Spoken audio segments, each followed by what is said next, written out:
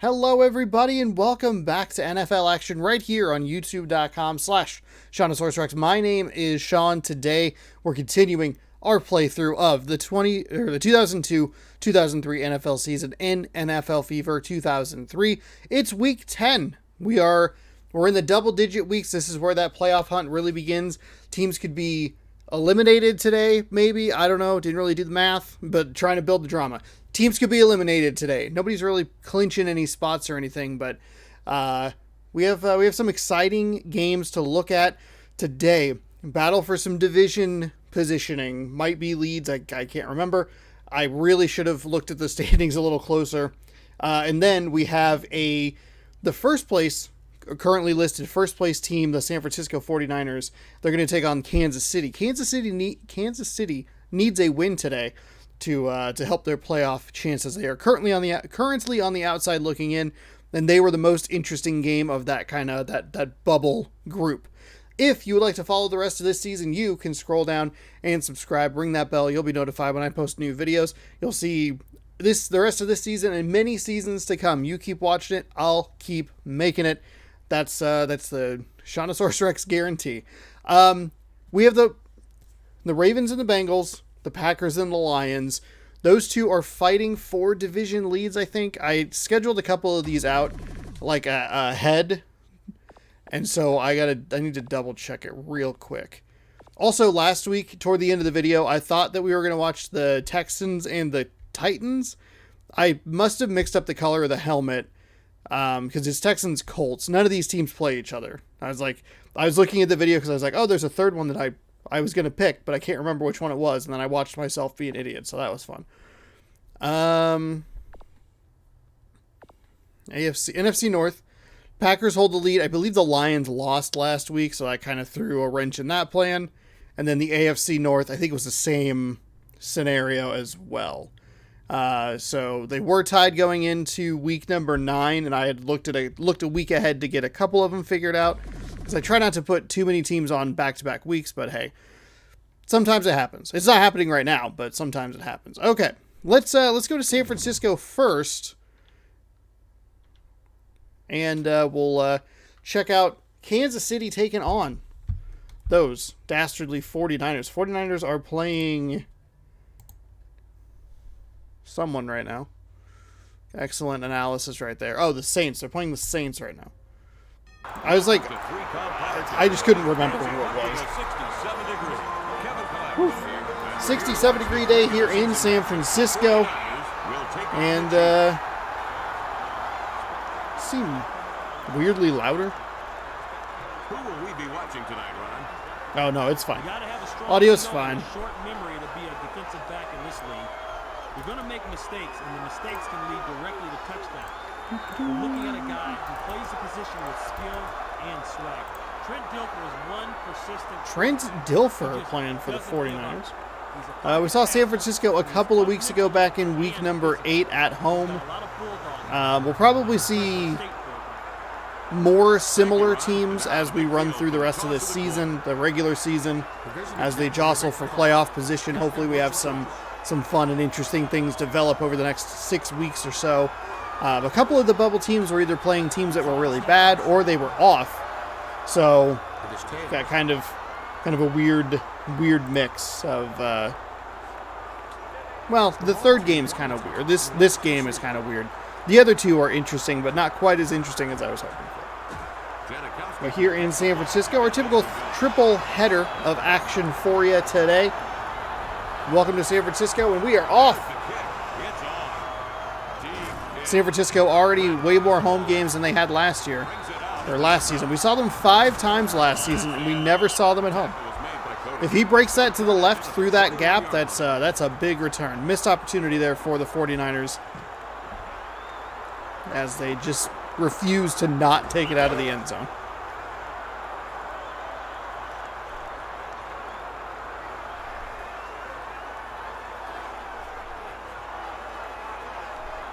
First down for the 49ers. First down and 10. 4:51 to go. One play down. Counting down until we're done. Trying to get this recorded before the Packers game starts tonight. They're playing the Eagles. will know who won long before I do. Trent Dilfer, speaking of the Packers, I'm on green. Did I determine if that was Terry Glenn or not? Packers got a lot of primetime games. They're coming off a loss against Tennessee. I don't have high hopes for tonight. I mean, they really needed that win against Tennessee. They got gifted a blowout loss by the Vikings. Nice find on the right side up near the 40-yard line, 1st and 10. Great find by Dilfer. Created enough separation there, and tight end on a linebacker that's a favor for the offense.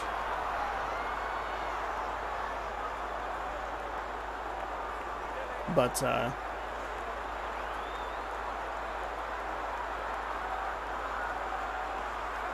first down. Vikings got blown out by the Cowboys. Everybody doubted them. Vikings came back, played a fantastic game against the Patriots Thanksgiving night. Terrific game. Watched all of it. Big fan. Well, I flipped as the Egg Bowl was coming to a close. I did kind of flip over to that for a little bit. But I did watch 85% of that Vikings-Patriots game. Very exciting stuff. Championship week coming up this week for college football. Very exciting. Pac-12, weirdly enough, actually had implications in the Apple Cup for some reason. I don't know why. But like if Washington State won, then Oregon would go. And then if Washington won, Utah went to the Pac-12 title. I guess the tiebreaker was common opponent records or something. I don't know. It was very weird. They said that the Apple Cup has not playoff, but the Apple Cup has Pac-12 championship implications, and I thought, no, they don't. Neither of these teams are going to the Pac-12 title game. First down. So it'll be USC and Utah on Friday. Washington won the Apple Cup. Fantastic second quarter. I watched the first half of that game, and then I went to bed because it was late. But that second quarter was tremendous on both sides. This is a tremendous play out in the flat. This is what you want to see, a big play. Amon Green with a 49-yard touchdown grab, and that puts San Francisco up 6-0 early in this one. This is what you want to see. You want just a nice, easy throw and then a lot of yak. The drive covered 78 yards and took 6 plays. I'm interested in the American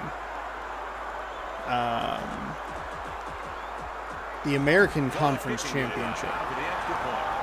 It's Tulane and UCF?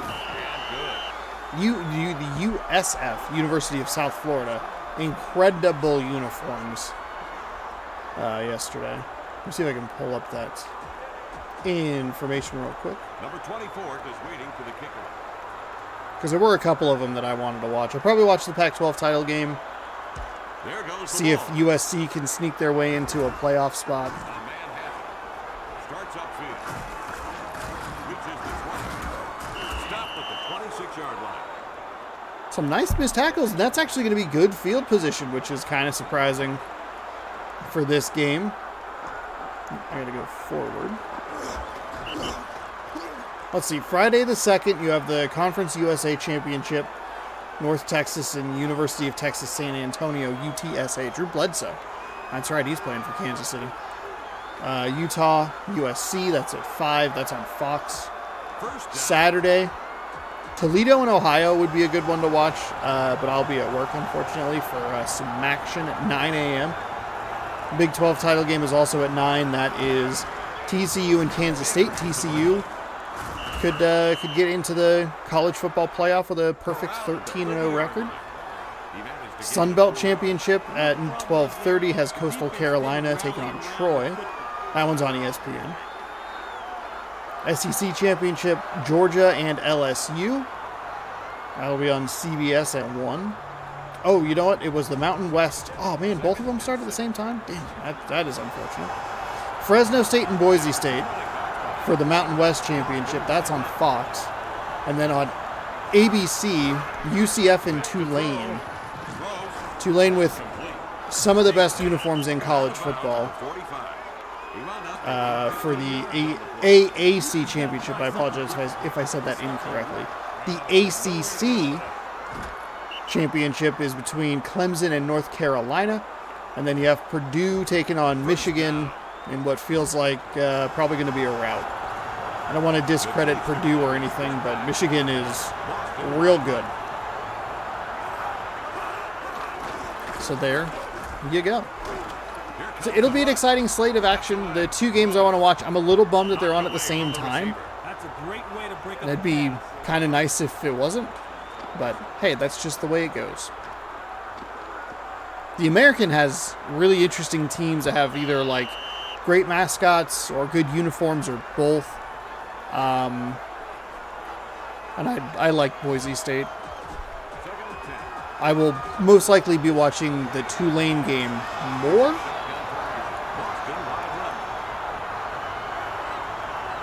As we are halfway through quarter number 1 here in San Francisco. A little float pass for a first down. Nice find by Bledsoe. And that'll set him up inside 49er territory. So we have two offenses clicking early in this one.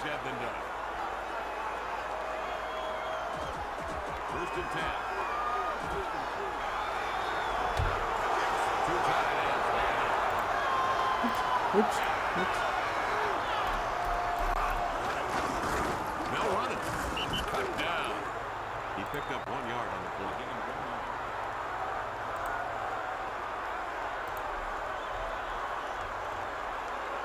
Second down.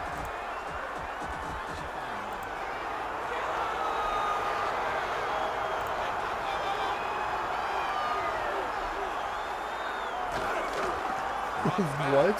Flicks it left. There's another dumb pass out to a receiver in the flat. Apparently there was a skunk at the Browns game today. They let the offense dictate to him on that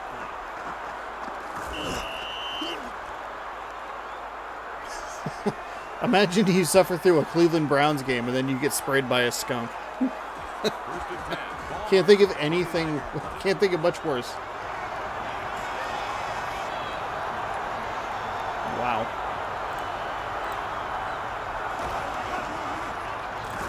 Bagged him. He's sacked. No time to avoid that sack. That's a complete breakdown up front. That's not what I wanted to look at.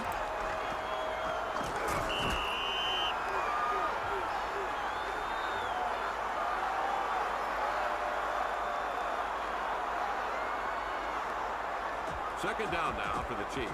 Ball at the 35. Two tight ends.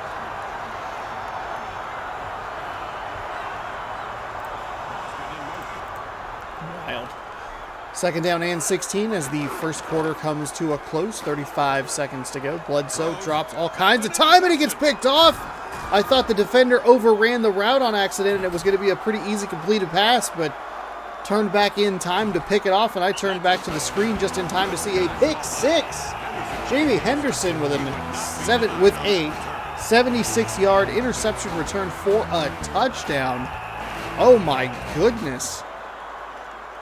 All kinds of time. You can see it kind of there on the tail end of that replay. Just almost like an NCAA football kind of interception. Doesn't seem like he would really be able to make that play, but hey, it's video games, everyone. Oh, the encoding got overloaded. Hopefully you saw all of that. Just in case, let's take a quick look at that replay. Let's just take a quick look here. We have Bledsoe here. He's going to stand back, stand. And just a really weird... We'll rewind it here for you. It looks like he's going to overrun this route and just kind of trail over this way. Not exactly sure where he's going to go, but I thought this receiver... kind of looks like an offensive lineman. Can you please... was actually going to be a pretty easy completion, but all of a sudden just on a dime, just right around. And obviously took it to the house for 6. Oh, I hit the wrong button. Oops. So the extra point attempt. Would have been really funny if the encoding was overloaded the entire time that happened too.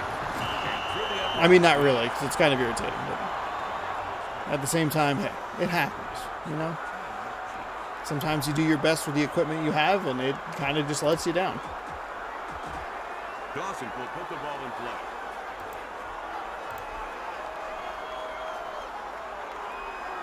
He kicks So it. they will kick it away, and they'll return from Number 24. about the 2-yard line or so. Up to the 20, makes a man miss, puts a shoulder down. 3-yard line. Dawson And he'll comes get down near the the ball. 25, but not a terrible return at all right there.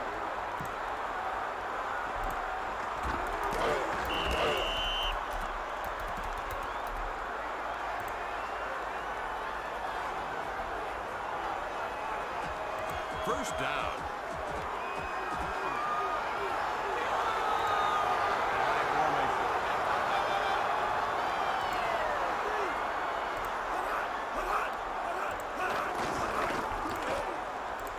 Throws and caught.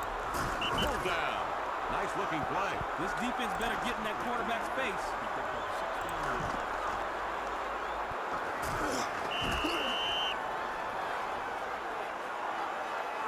Defense, frankly, did not have to even get in the quarterback's face to force the turnover. He's been sharp other than the one interception. 14-0 explosive first quarter for San Francisco, showing why they are the top spot in the NFC. Kansas City, they might fade from playoff contention quite quickly. They are like about 3 or 4 steps behind, so they would need to get their crap together, and they would need some help above them. Facing a 43 defense.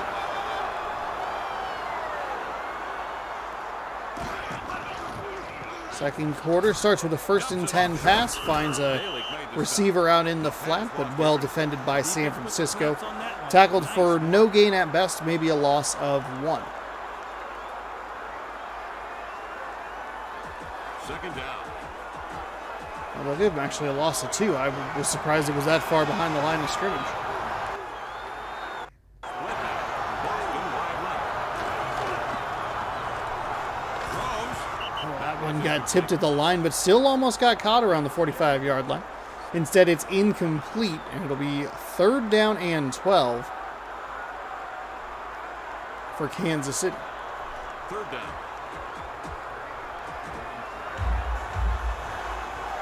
Three receivers. Haythorne wide left.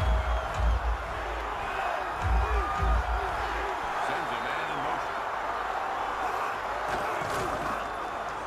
Bledsoe drops back, looks, rolls, fires, and that was directly to the defender. That is a missed opportunity for the San Francisco defense. 2 defenders right there. I don't love the step up in the pocket there, kind of throwing on the run. I mean, obviously you want to step up in the pocket, drive the football. That's what you want to do, but why are you throwing on the run like that? You were fine. And again, you see Bledsoe have plenty of time and still just makes poor decisions. Shoves a defender. Shuts the defender down, does another stiff arm, he gets blasted out of bounds right around the 35-yard line. Kind of a wonky, wobbly kick there. Ran toward the sideline. Nice stiff arm there. Still don't understand why the animation takes him off of his feet. But hey, that's what happens. First down for the 49ers. San Francisco on the first time, their first time on offense since about the halfway point of the first quarter. Throws. They find, oh my goodness. That play very quickly went between, oh, that could be an interception, to, oh, that could be a touchdown. I thought the defender outran the route and was going to get a hold of it. Ends up being just nothing. So bullet dodged for both the offense and the defense. Two-back set.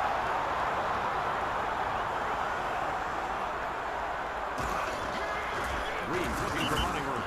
He had so much room. He needed half a step to his left to just break one loose. Good effort on that. But unfortunately, Every yard he got on the that. defender was able to disengage and tackle him. Or the magnetizing worked again. They've got 2 tight ends up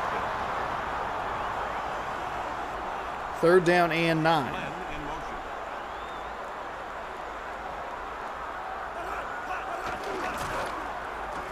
Play action pass, rolling. Dilfer fires into double coverage. That is incomplete. Really bad decisions by both quarterbacks on third down. Both lucky that they did not throw interceptions on the previous couple of plays. San Francisco will punt the ball away with a 2-touchdown lead, Fourth down. Punting unit on the field. which feels somewhat astronomical in the fact that Here's the snap. even though Bledsoe has time, he's just not making good decisions with the ball. This return will start at the 14-yard line. He'll run it up to the right side, up to the Uses his arm. 30. Good solid game. Richardson with his first punt of the day, 47 yards.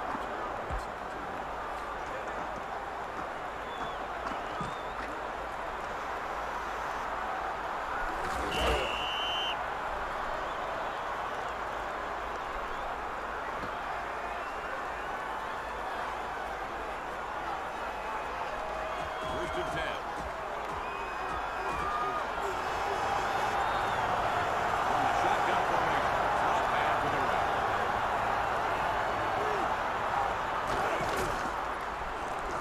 Swallows him Sacked whole in for the sack. backfield for a huge loss. Line's gotta give the quarterback Second enough down time and to at find least 15. Probably closer to second and 18, though. Second down. Second and 17. Terrific defensive play by San Francisco.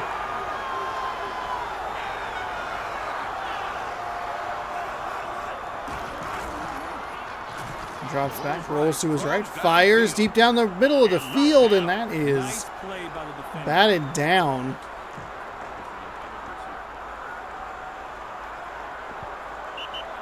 Not a great, I mean, it's a good throw. The receiver has separation, just not enough air under it.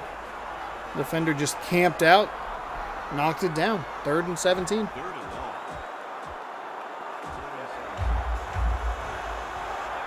From the eye.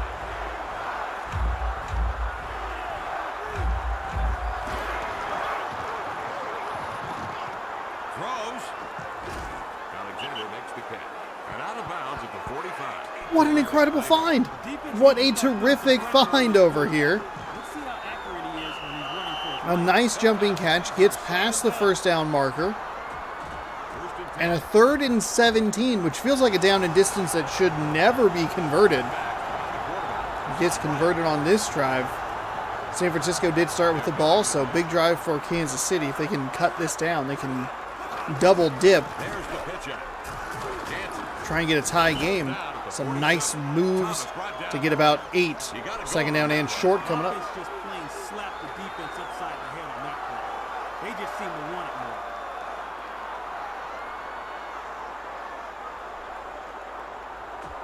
Second down now.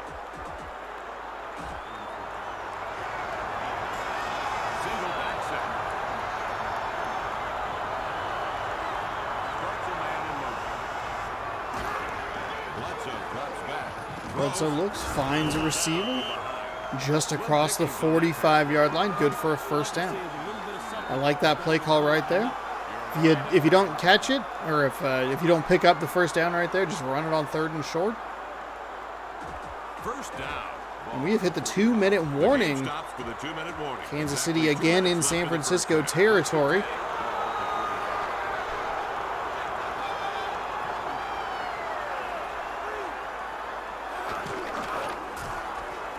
Dumps it off right. Tipped. Looked like he could have caught that one. Tell you what, you let him drop a couple more of those, and the next thing you're going to hear this guy say is, would you like some fries with that?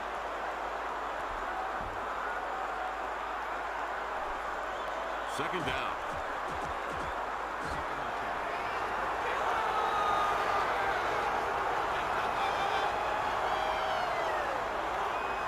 Second down and 10 following the incompletion.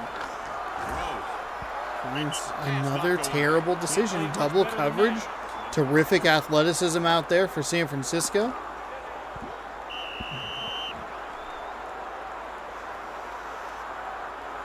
Third and 10.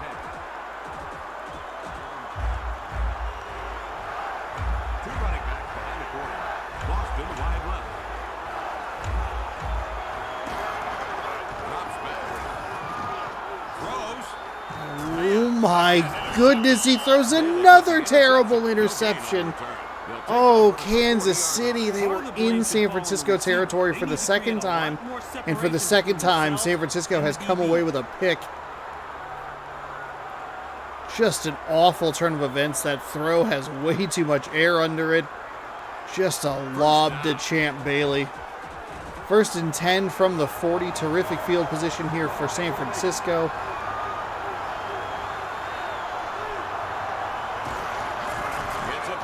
Pitch to the left side. Not well blocked on that outside, left side, I should say.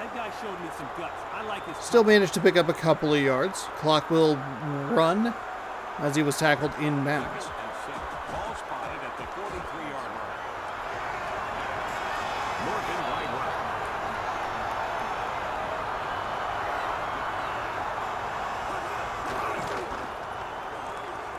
Dropping back, rolls to his right, and sacked behind the line. I guess it's kind of a redundant statement. Sacked for a loss of what was gained on the previous play. 3rd and long coming up. Kansas City's defense doing everything they can to keep their team in the game.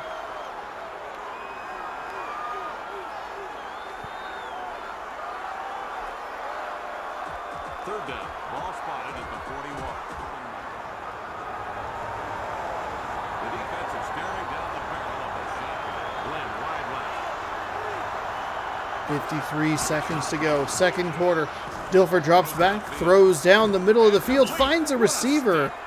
4 for 7 for 101 yards. 1 touchdown for Trent Dilfer. Receiver tackled around the 30-yard line. Beautiful little seam route. The 49ers could call the timeout. They have 2 timeouts. I love running those in in a Madden. Might have to get up and get some water. The throat is sore today. That's not good. First down.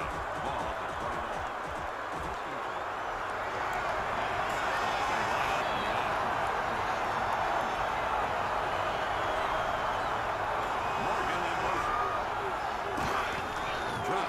29. Dropping back, looking, fires over the middle. That's a terrible throw.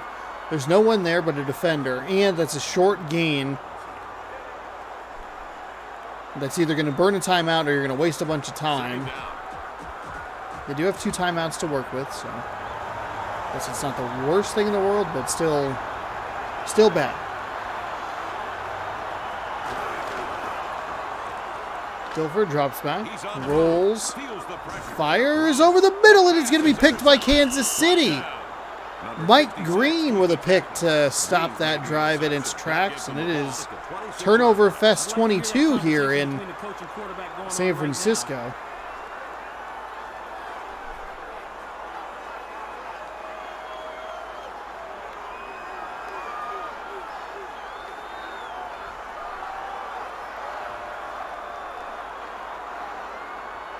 First down.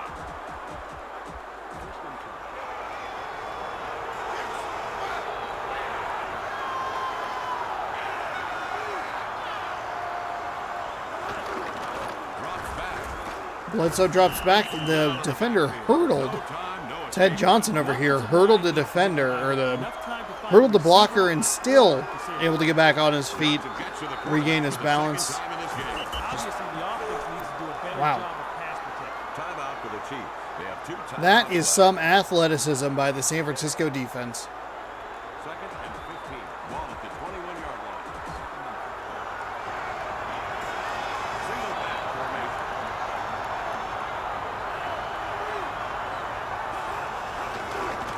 Drops back. Rolls to his right. Tried to step up and launch a bomb, but tackled behind the line again. And Kansas City might just be throwing in the towel here.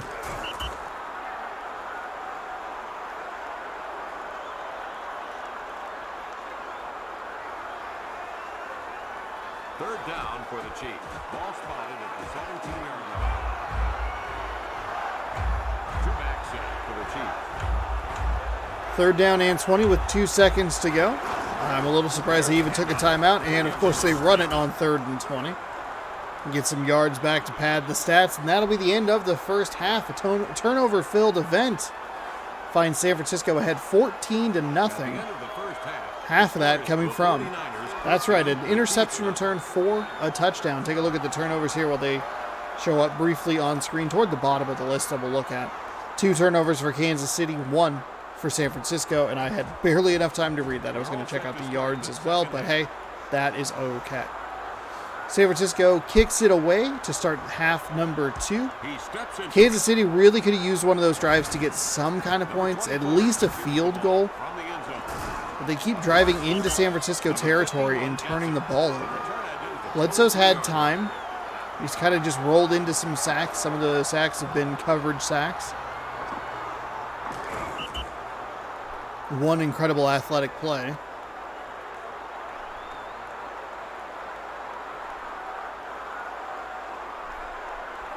First down.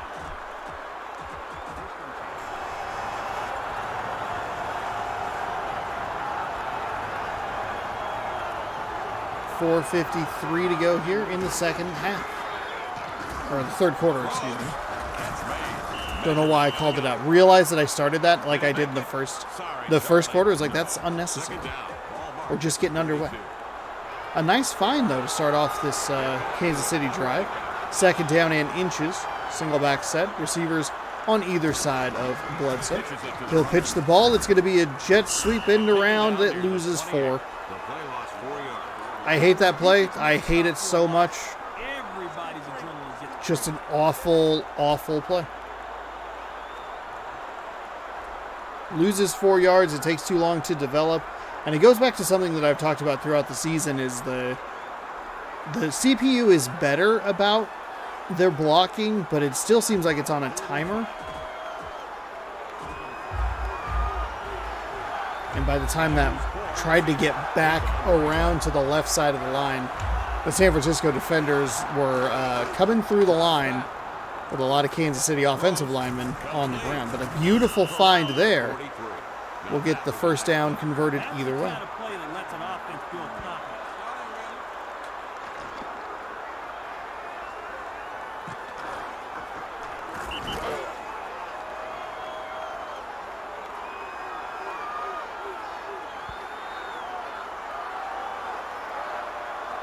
First down.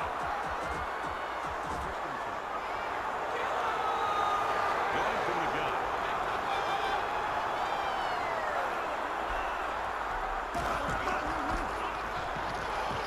Throws. It's a receiver over the middle, falls into a defender, and that'll be near a first down, but short. Second time on this drive, they've had a 1st and 10 play go for about 9.5. The Chiefs from a single back set. Man in motion.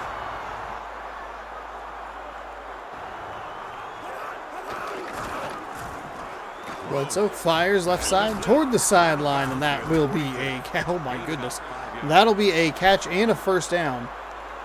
We're getting into that dangerous territory. This is, I think, as far as Kansas City, excuse me, has gotten into San Francisco territory, and they almost immediately throw an interception. We've done that the last 2 times. Do we have a hat trick of terrible picks on this 1st and 10 play? I actually thought that was going to... There was a defender right there, and he kind of like popped his head up a little bit. Hello? You wanted to throw it to me?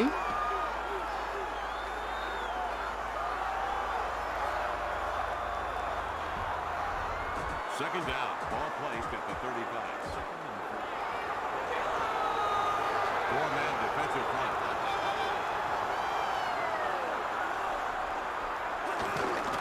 Bledsoe drops back. He's going to roll, run the ball, pulled it down. That looked like a designed quarterback run. Pretty terrible. Drew Bledsoe at this point is roughly 95 years old. Too indecisive in the backfield. I mean, he pulled it down really quickly, but did not know where he wanted to go.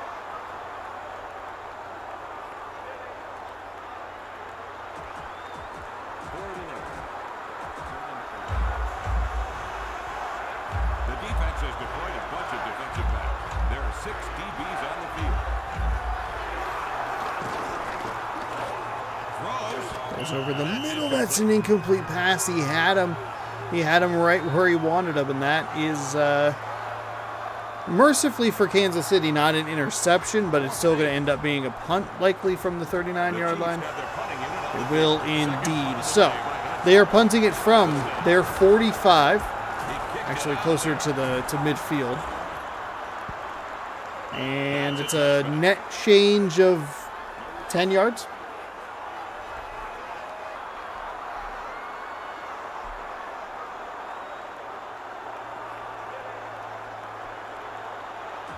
First down.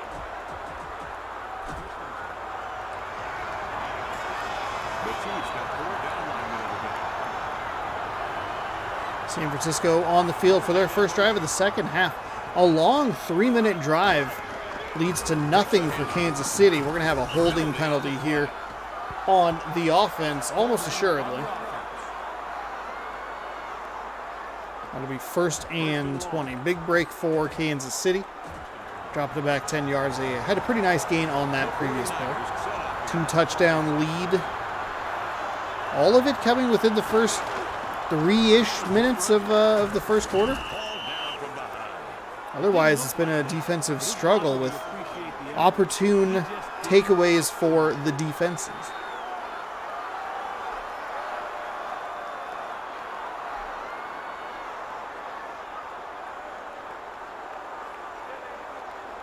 Second and a whole lot of real.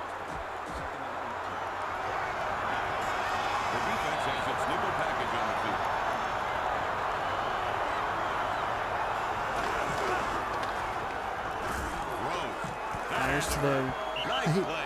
Fires to the right side, and again we have one of those weird plays where sometimes it's an incomplete pass, sometimes it's a fumble. I don't think it really makes a whole lot of sense which is which. Third and long.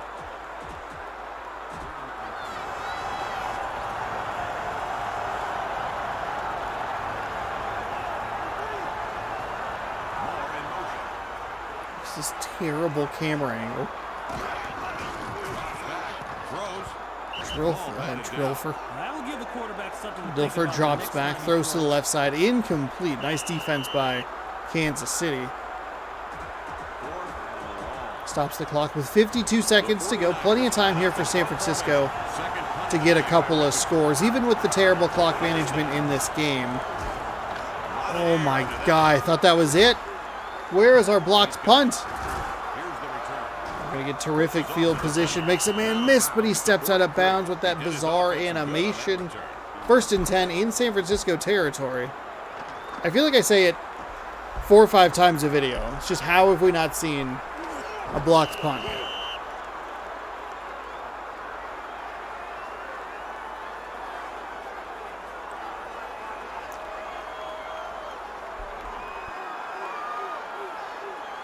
First and 10.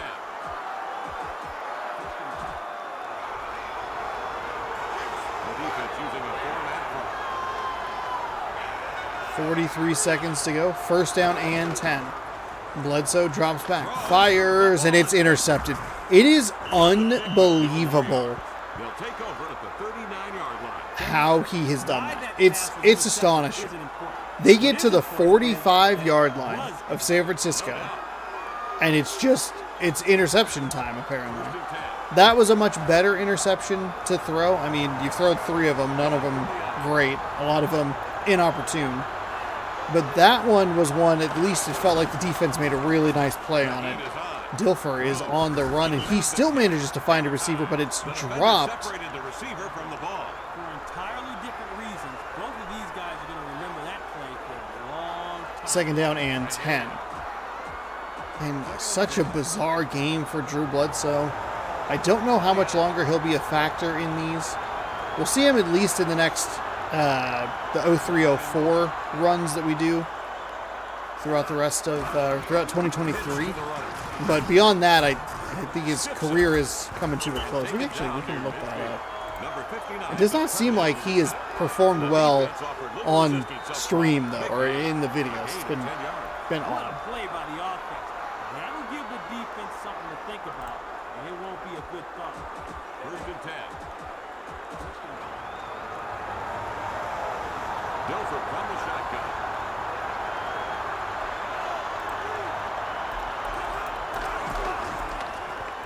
Swing pass. It's a nice pass by Dilfer up near the 40-yard 9 line. yards on the play.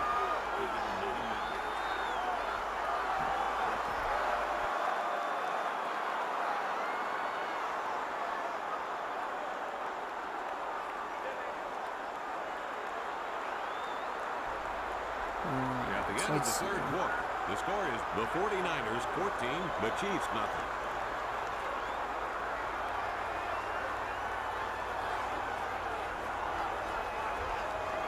Second and Played in the NFL for 14 seasons, primarily with New England.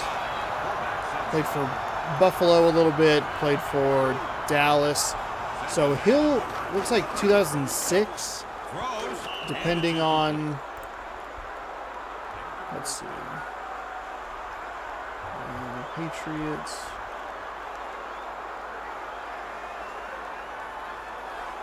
Third and inches.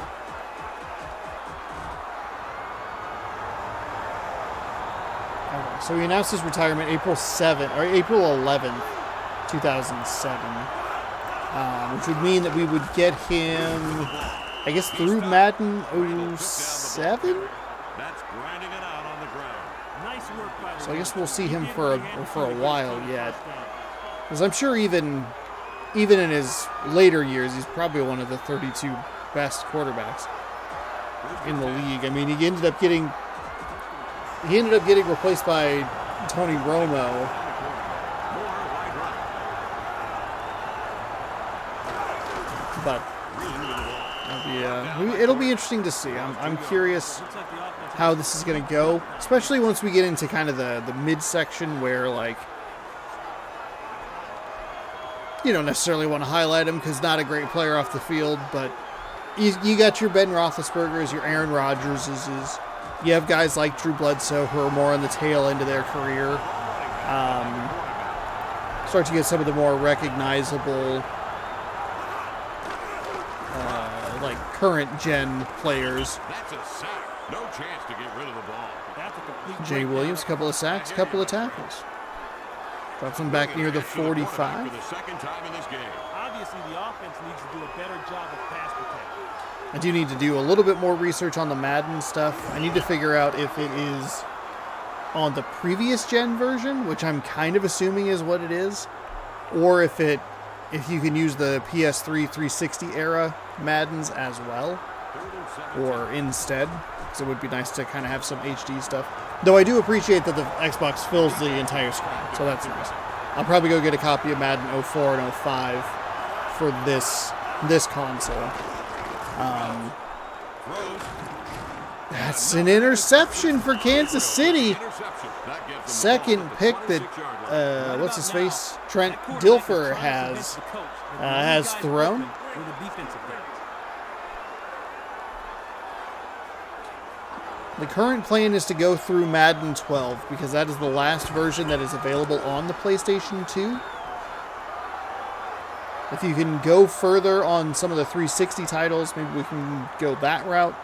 But that is literal years down the line. First and 10 from the 26-yard line. One back sack of the Chiefs.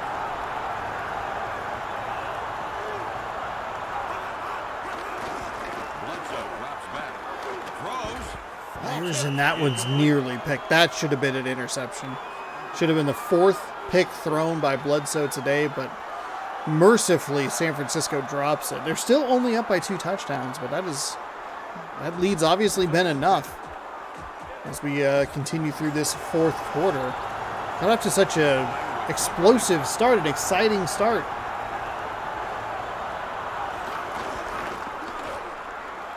Throws. That one's another terrible Yeah, he pass. probably should have caught the ball. Way too many defenders or receivers in the area. Nice deflection by the San Francisco defense.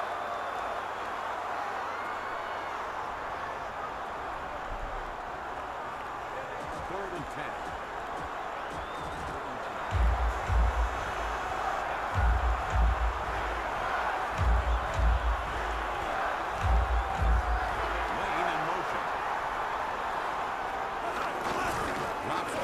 Bledsoe On the rolls move, to his throws left. downfield. Fires, big rainbow pass, deflected. Oh, that almost got intercepted.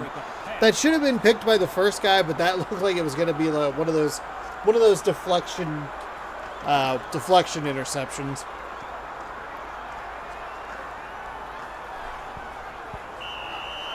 Bledsoe has not looked great in this game. I mean, he looked good early. Even with the interceptions, he still was... Yeah, he made a mistake. He threw a pick. One of them went for a pick six. Here's the snap. I get it. The punt is on its way. That one... It's just coming off their foot really weird. I thought that one might have actually somebody gotten a finger on it. This is gonna be Hand injury for Larry He's a guy that Centers. They can't afford to lose. Cut down by Hetherington.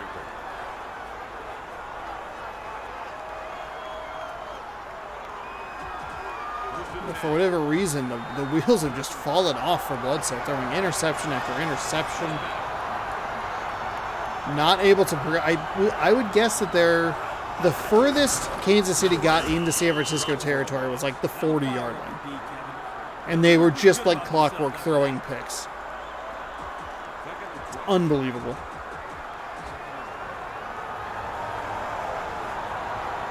This is the good stuff from San Francisco. This is where I wish that the game had like a run the clock down to a certain amount of time left. That'd be kind of nice. Of course, we see poor clock management. I like the play calls, just run it. Get the clock down as much as possible, but when you're stamping it with 30 seconds left, it does not really work.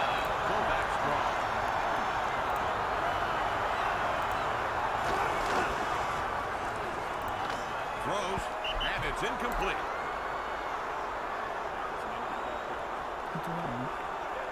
Button there. 4th and 10. Boston ready to receive the punt. The snap. A high rainmaker. Call a fair catch. From the 15-yard line, they will take a fair catch. Kansas City still alive. Doesn't really feel like it. 1st and 10.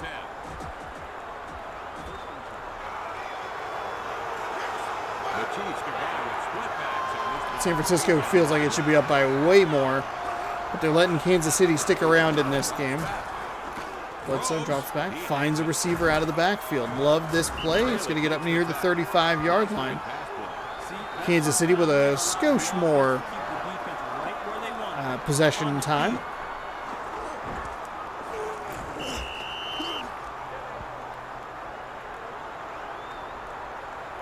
First and 10. That's the 2-minute warning. 2 minutes left to play in this game. 1st and 10. Shotgun. Boston wide left.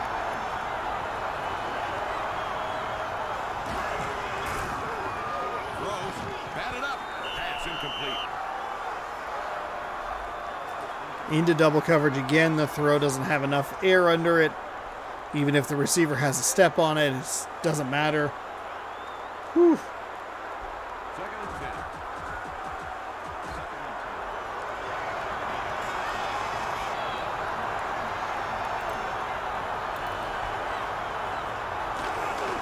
Drops back. Throws. Intercepted again. Shake made the interception. They'll take over. Oh my goodness. That looked to me like an unforced error by Was the that quarterback. 4 interceptions? Each of them going to a different San Francisco defender. Drew Bledsoe passing out his Christmas gifts early. It's not even December.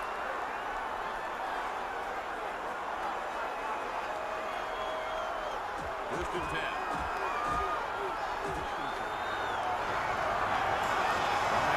Tilted to the weak side. They're going with motion.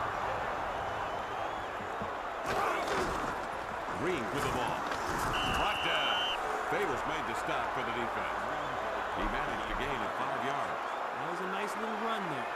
Timeout called by the visitors. They have 1 timeout left. 2nd and 5. Oh my goodness. Kansas City calling timeouts, pretending like they still have an opportunity.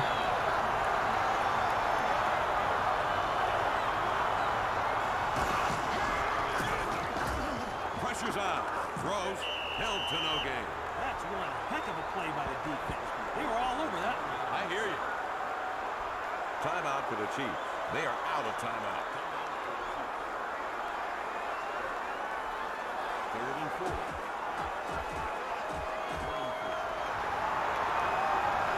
The Chiefs got 4 down linemen.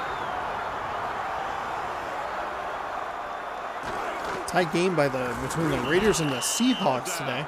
Old AFC West rivals Have any idea what that reignite the rivalry. doesn't seem like they have a clear idea. San Francisco up 13-0 on New Orleans at the moment. Kansas City up by 13, 23-10 on the defending Super Bowl disappointments, the Rams. Boy, they got everything to gel exactly the way they needed it to last year so that they could get their ring. Oh, and there goes the audio. Great game. Finally, they hold on to the ball. Should have been doing this earlier. Whatever. 34-34, Vegas and Seattle. He got all of that one. That one's got a little too much on it. No return this time. That's a touchback. Shout out to that camera operator. They're on top of it.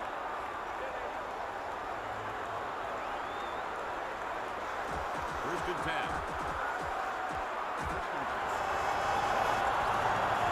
Shotgun formation. Lane in the slot.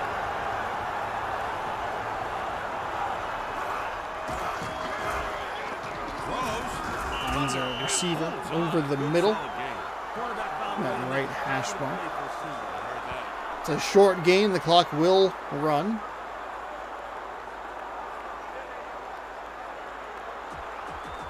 Second and 4.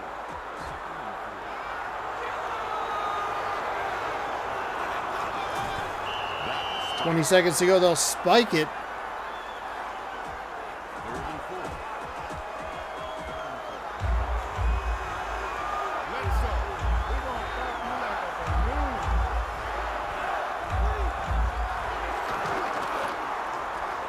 Throws.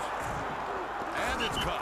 Bledsoe with a nice pass up the right side. Gained about 15-30 for 162 yards. No touchdowns, but 4 interceptions today.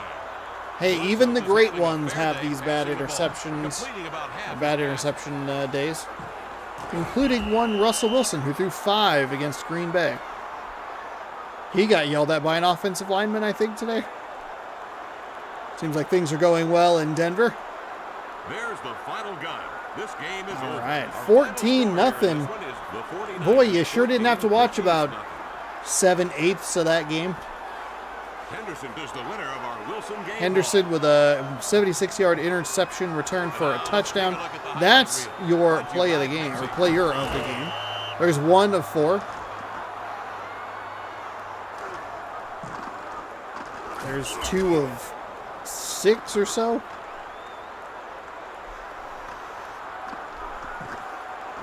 There's another interception.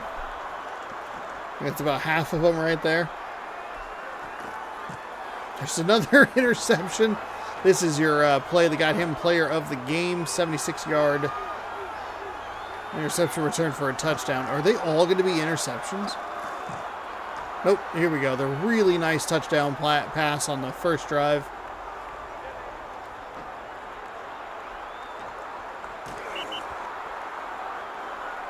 For Ron Pitts, I'm Kevin Calabro. 4 turnovers to Thanks 2 for playing turnovers. NFL Fever. Not See a you lot of next time. yards. San Francisco got out to a lead and performed well enough to get the game, or to get the victory. We are going to head to Cincinnati for game number 2 of this triple header. They are taking on the Ravens in Baltimore. I apologize. I had my teams backwards. And we'll launch right into this. San Francisco, they win, so they will hold the top spot in the NFC for another week. Green Bay needs to win to keep pace. Welcome to Raven Stadium, everybody, where it's a pleasant 66 degrees. 66 degrees here in We're Baltimore. here to watch this regular Oh season. no! I'm so sorry. I'm so sorry. I bumped the microphone. Darn it. Sorry about that, everybody. Who should we be watching today, Ron? You gotta root for this guy. He plays the game the way it's supposed to be played. All out, every play. When an opposing quarterback puts the ball in the air, He thinks it's for him. Terrell Edgerrin Buckley. James is a special running back. Edgerrin James. Big size, Oh. a lot of speed. Throwing exceptional receiving skills, and you can understand why he's been such an effective weapon since entering the league. Thanks, Ron. It's time to toss the coin. Let's go to midfield. The visiting captain will make the call. Captain, what's your choice?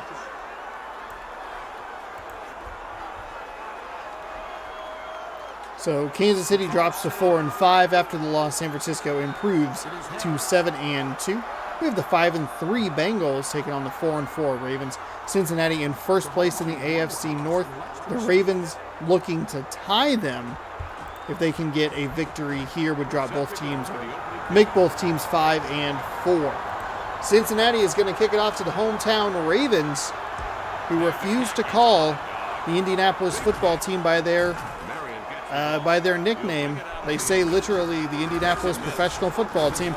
We have a nice run to start this game. Run back, I should say, to start this game. He'll get up near the 27-yard line. 1st and 10. Baltimore.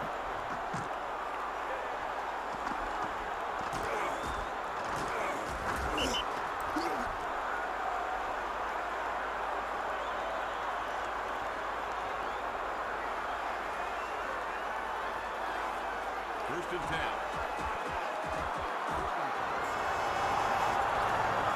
They're going from the shotgun.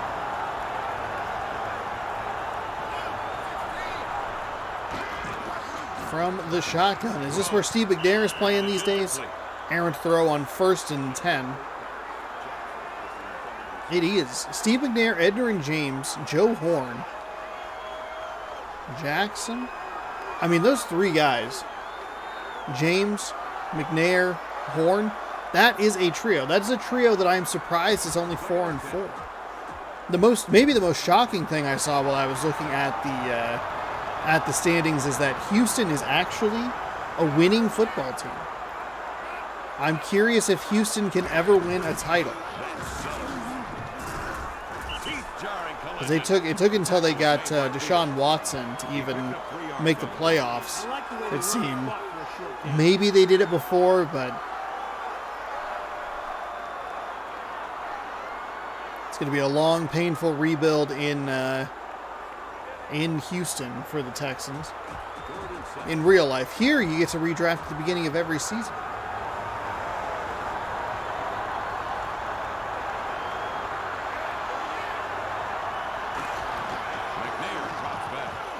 McNair fires to the left side near the sideline, and that is a nice throw and completion for the first down. First down for the offense. I hear you.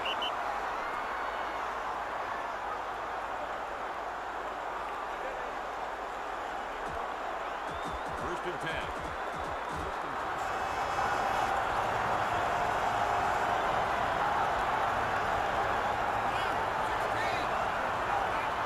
Offset high. Takes the handoff. We'll run it that way right into a Cincinnati Bengal that was just on the ground. Scott made the stop. That's where you would maybe want to hit the hurdle button, Guys on CPU. defense, that play is going to look even sweeter when they see it on film. Second and 12. Second down and 12. Jackson wide right.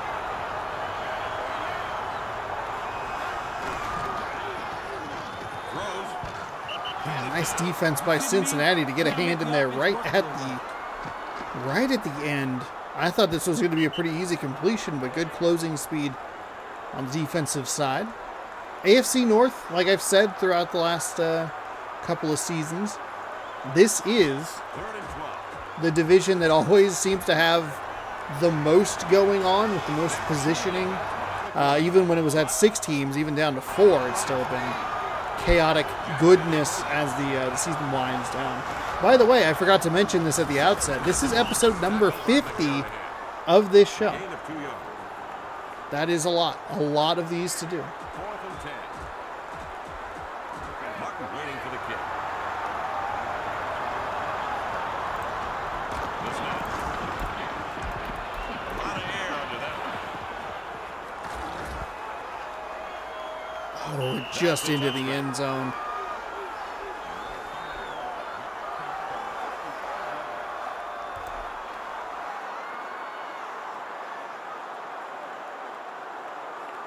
Jay Fiedler, but they do have Tony Gonzalez.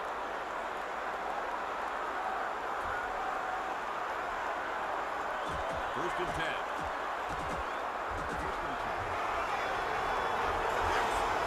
What was I looking at?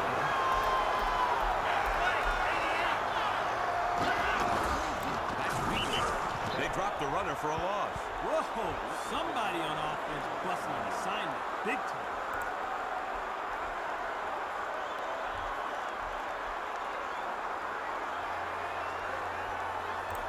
First episode posted December 7th, 2021. So this will go up. Yeah, we'll have 51 by the time that's done. I think I missed a week here and there. The defense has 5 backs on the field. Back when we were doing 4 games an episode. Oof. Those are some long ones. For running room. Stop. Balls forward near the line of scrimmage. Smooth shut the run game down on that. 3rd and 12. One of them has a copyright claim, not 2 of them. Thanks, Madden 2003.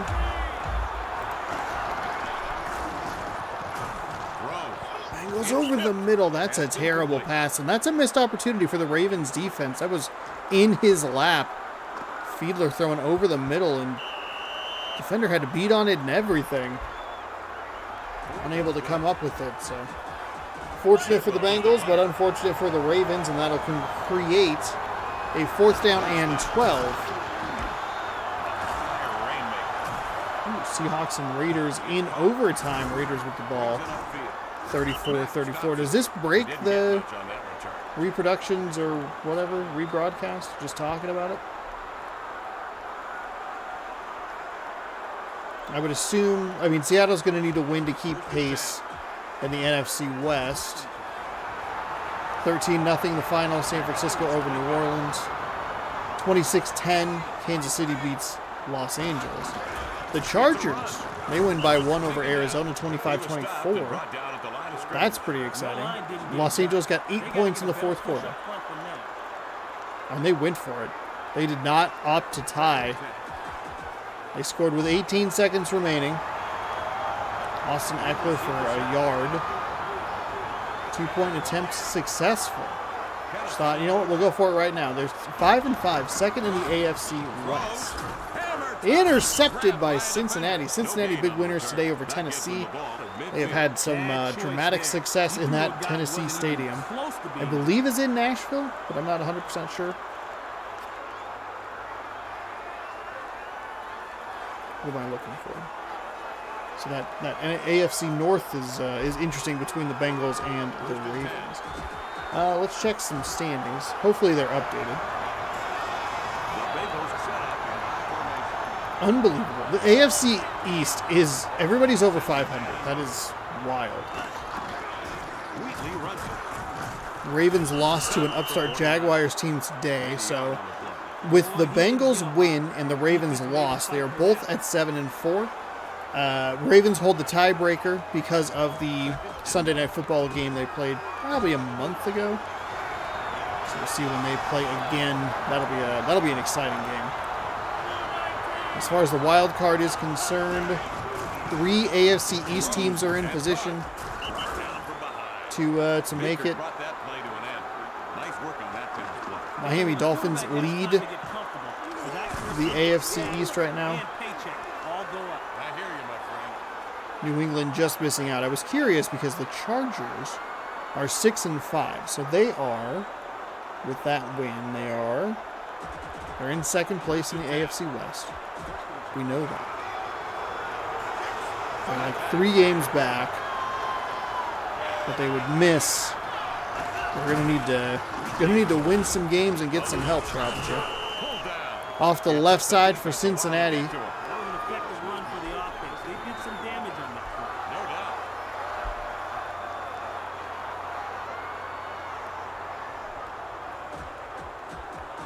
4 yards, so 2nd down and 6.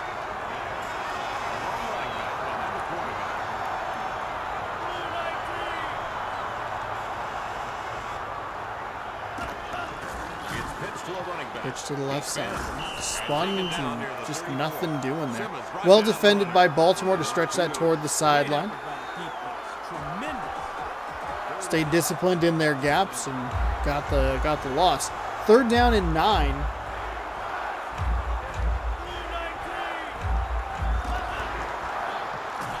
As Cincinnati drops back, throws right, gonna find a receiver. He'll be 2 yards short. 4th and 2 coming up. We're right in that weird range where we'll see if they want to go for the field goal. Also, I realize now that I called a play incorrectly. They punted it from the 39 and they got it at the 20. Should have been, I believe it should have been a 9-yard difference, or 19-yard difference instead of a 9-yard difference. Kick is up, and the kick slips inside that left upright. It is good, Jason Hanson. I believe a Washington State Cougar, maybe the most successful Cougar professional football athlete. The most successful Cougar athlete would probably be Klay Thompson. We're waiting for the kickoff.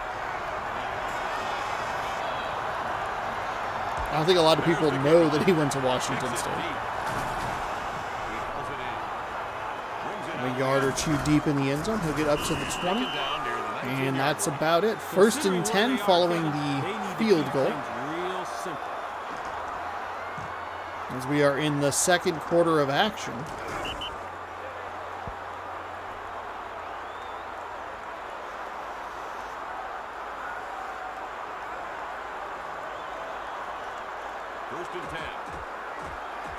From the 19-yard line.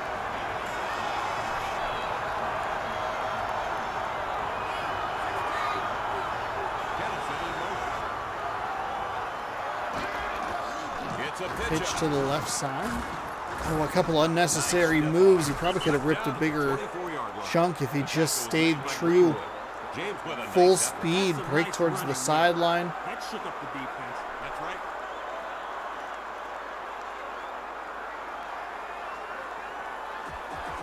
Second and 6. There are 2 running backs behind the quarterback. One wide left. 2nd and 6. Pitch to the left again. And just keep stretching it to that left side. Don't worry about those momentum stopping shifts. Play by the defense there. 3rd and 5.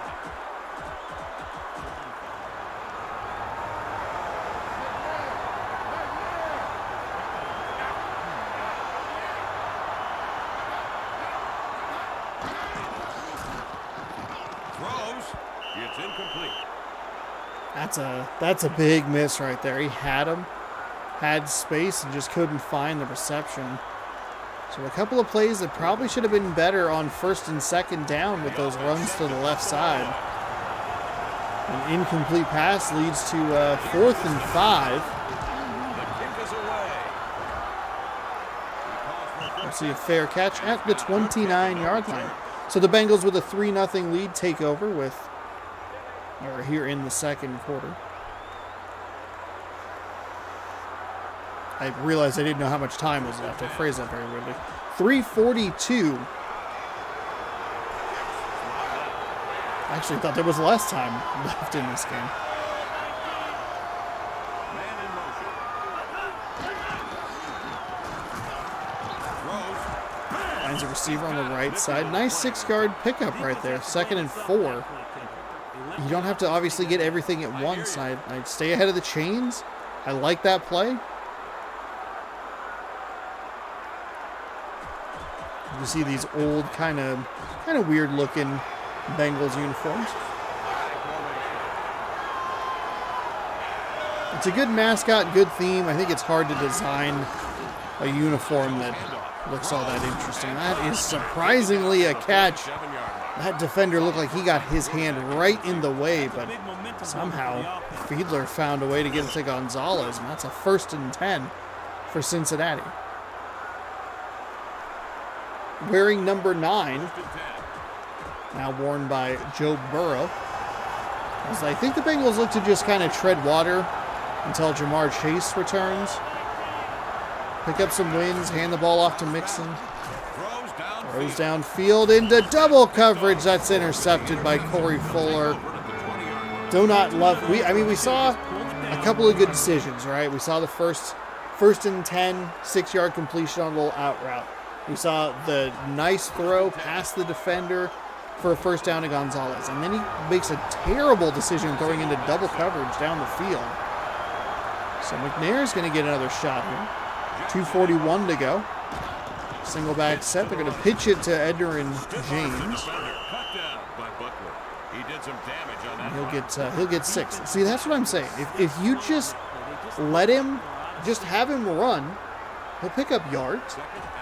We don't need all these fancy moves in the backfield. The game loves him, but we don't need it.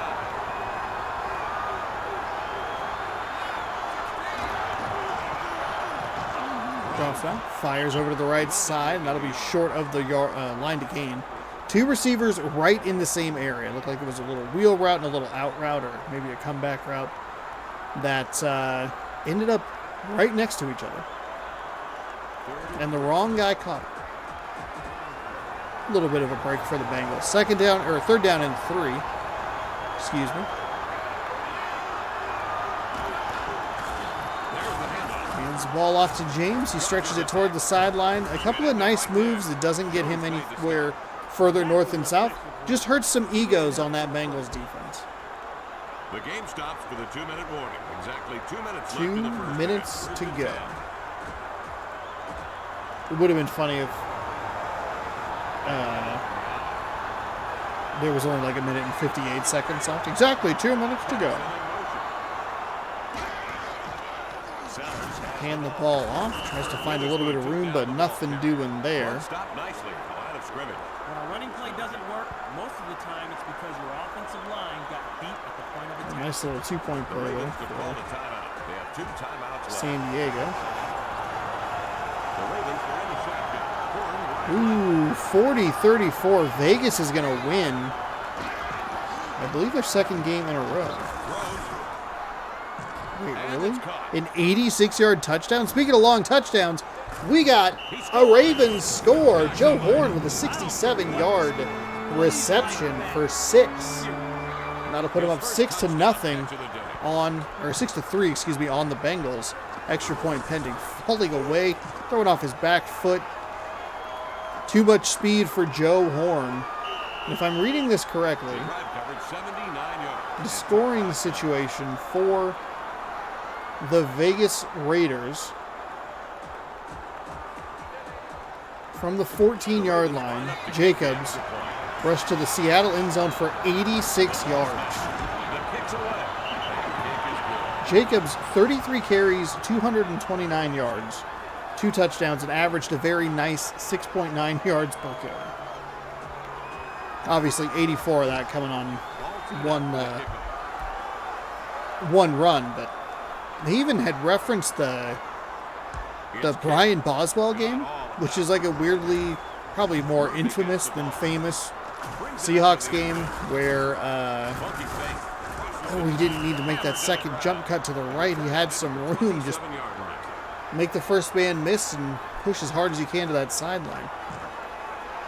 Bo Jackson was the running back for the Raiders, and Brian Bosworth came out and talked a whole lot of crap before like a Monday Night Football game, and then all Bo Jackson did was pile up like 3 total touchdowns and 230 all-purpose yards or some monster game. They showed a highlight from that for some reason. The most famous shot from that is Bo Jackson running up through the tunnel. But it's kind of a weird Seahawks game. Is it Bosman? I think Brian Bosman. It's like super loudmouth, like very like 80s looking dude. He could be like the boxing villain to Rocky. Is it Drago? One of those Rocky movies. Second down and 16 for the Bengals here with 1.5 minutes left in the second quarter. He's going to run, try and find some room off the right side. He'll find 3 3 at best. Or the runner get away from it. It's a disappointing finish, though, for the Seahawks against that Raiders team. Needed that to stay in, keep pace with the 49ers. We'll see what that. I believe the Seattle and San Francisco, they play again this year. We got we got perhaps the most famous play in Seattle, maybe sports history.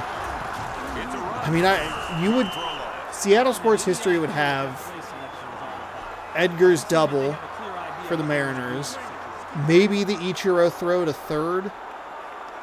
Maybe that feels like kind of a stretch. And then the Beastquake and the Immaculate Deflection. Probably like the 4. I mean, I don't know a ton of like Sonics basketball, so there could be some stuff in there. Probably should give a nod to Sue Bird and the Storm somewhere in there, but other than that, the hockey team's too new to have like a play like that important. And soccer, I mean, they came in as an expansion team and like won, so that was exciting. He puts his foot to the ball. Most famous player for Seattle, the Sounders, might be Drew Carey. Nice reception, or return, excuse me, for the Baltimore Ravens. And they'll have great field position with a couple seconds left here in the half.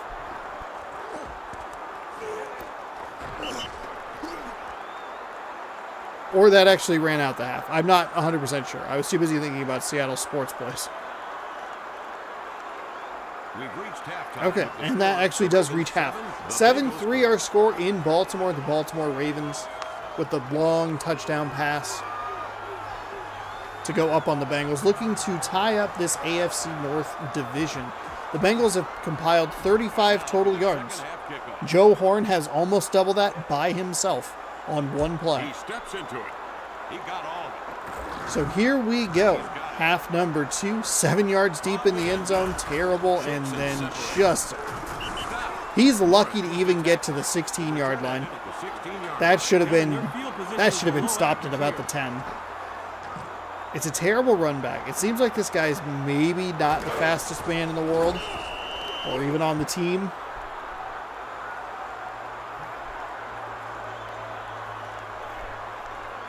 It was his bucket list wish to return a kickoff, and that's what he provided. 1st and 10 for Cincinnati from the 16-yard line. I formation, they'll hand it off. It's a nice little bit of space. Picks up 5. Nice run. I like that. And that's a good start. Stay ahead of the chains.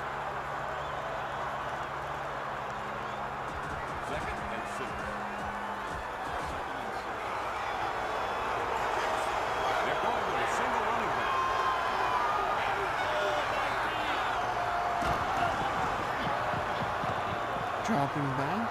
Looks, fires. It's intercepted. Oh, no. Troy Vincent with a nice interception right there. But that is a surprising result of that play.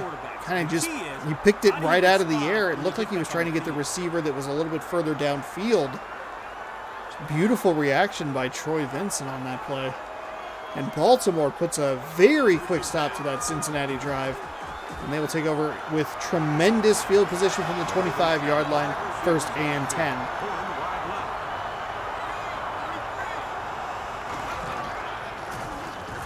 Nice defensive call by Cincinnati. The pressure gets home and drops him back for a big loss. 2nd and long coming up.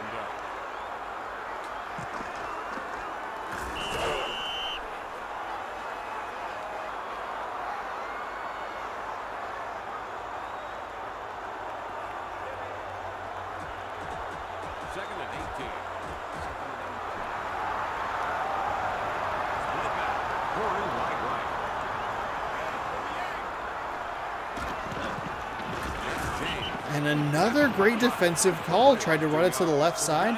And again, a loss. They'll give him 3 negative yards. They're using their dime package. 3rd down and 21.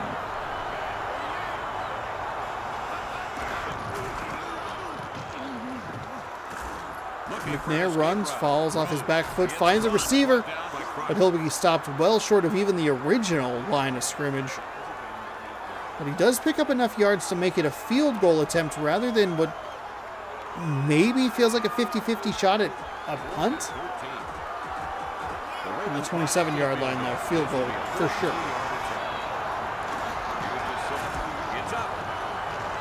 And I mean, he's good from way deeper. I don't... I'm sure they wanted a touchdown for 3 points. This doesn't make any sense.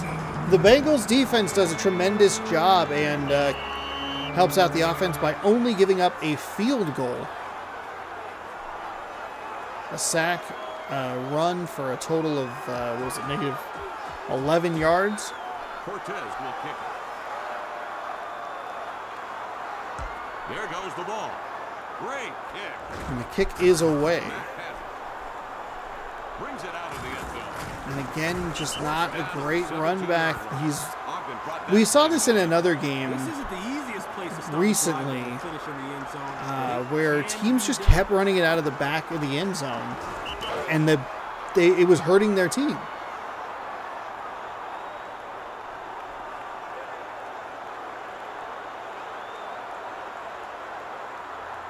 First and 10.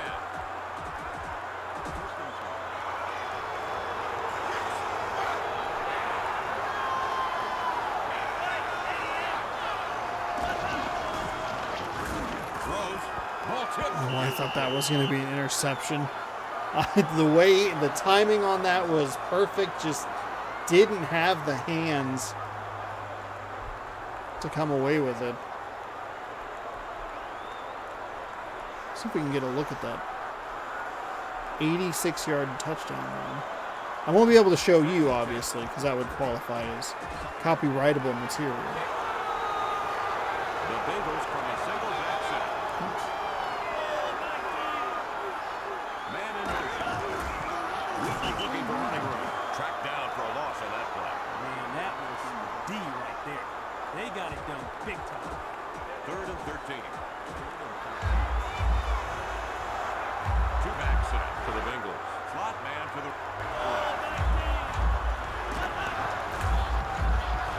Bengals drop back, looking, fires over the middle. It's in and out of the hands, and there was a defender right there.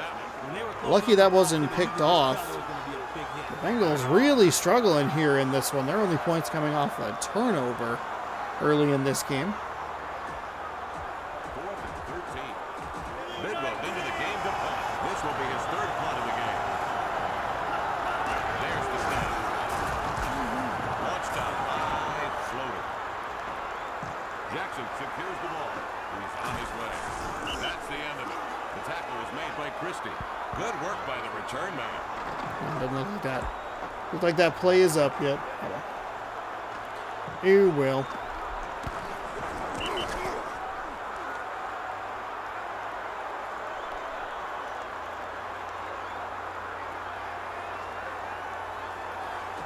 First and 10.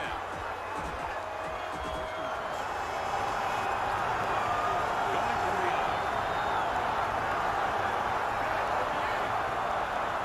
Jackson in motion. 1st and 10 for the Ravens here. 2:17 to go in quarter number 3. Hands the ball off left side. Taken down near the 39-yard line. Nice job by the defense to get disengaged from that blocker and Good run. hold him to a 2nd and 4-yard gain.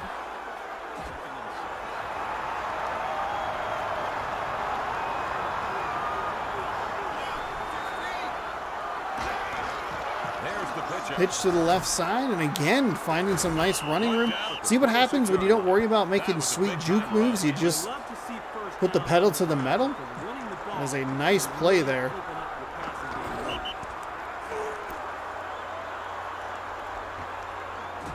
First and 10.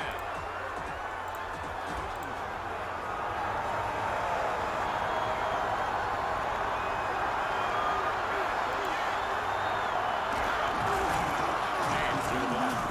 Pulled down by Thomas. They put the brakes on him at the line. Defense just didn't give a ball carrier any love on that play. That's some serious ball. Second and 10. Two running backs behind the quarterback.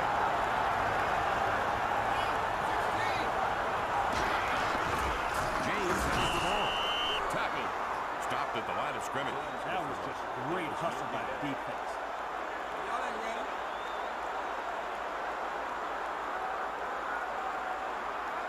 Third and 11. Nine defense, 6 DBs on the field. Third down and 11.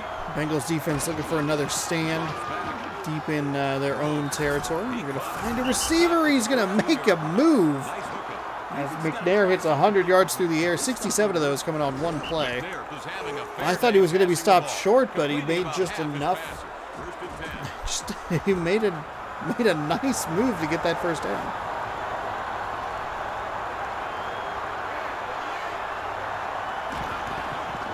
James runs it. Brings the ball up to the right side. Cincinnati does a pretty good job of defending that.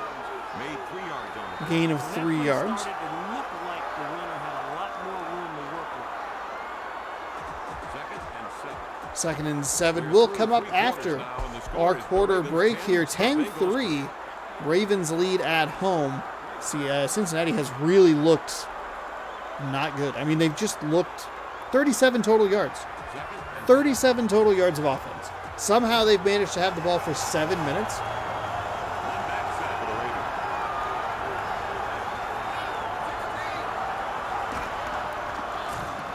Play action. Throws. Ball batted down. Nice defense by Cincinnati to keep that out of the end zone.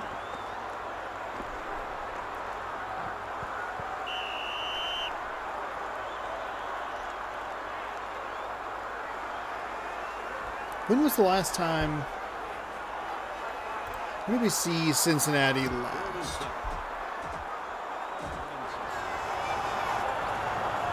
Two back set. Jackson wide right.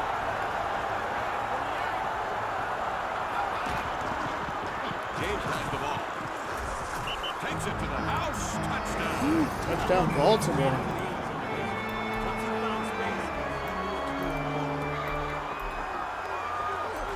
Oh wow, we have not seen Cincinnati since week 1. That is wild. So we'll go back and take a quick peek at this footage, which I, for some reason, did an artfully annoying job of recording. They're lining up to kick the point after. The snap. The attempt is up. It's good.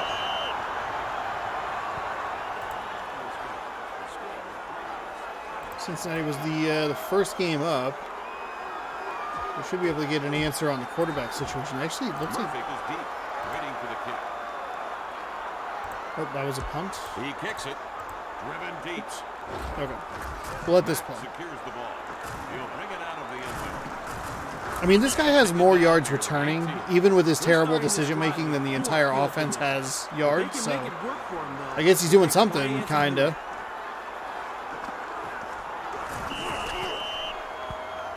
Oh, actually, who did Cincinnati play to start this season? First and 10. Must be San Diego. I'm trying to figure out the camera.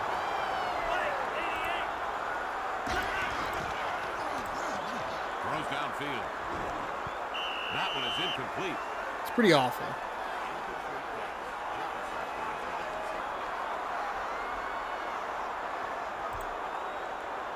Second and 10. So, second and 20. Who has the ball? Still San Diego. Oh, who was Jay Fiedler? Okay. I mean, it just seems. With the way that they've looked, he fumbled the ball. Oh my goodness, it is coming apart. The Bengals are just losing it. I think we're going to have another one of those plays. I've called them out a couple of times where it's a weird, was it a catch, wasn't it a catch? We'll take a look at the replay. That one, I mean, definitely was a catch and a fumble.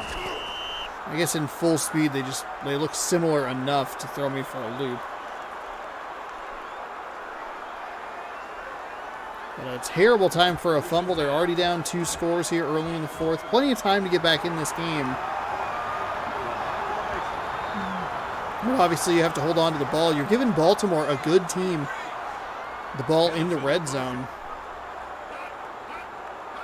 But before I could even finish my sentence, looking at this Cincinnati team, it is surprising that they have a winning record, that they are in the lead in the AFC North. I believe they can trade. I mean, the trade deadline may have passed. I don't know that we've ever seen anybody get traded, but who knows. I also have all of them as user stuff, or user-controlled teams.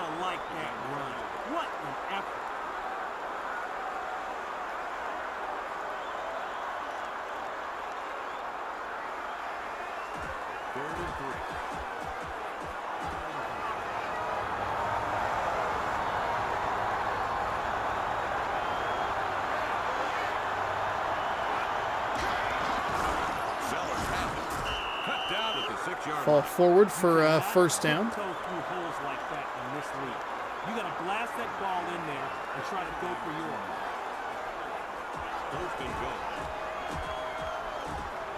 First and goal from the 6.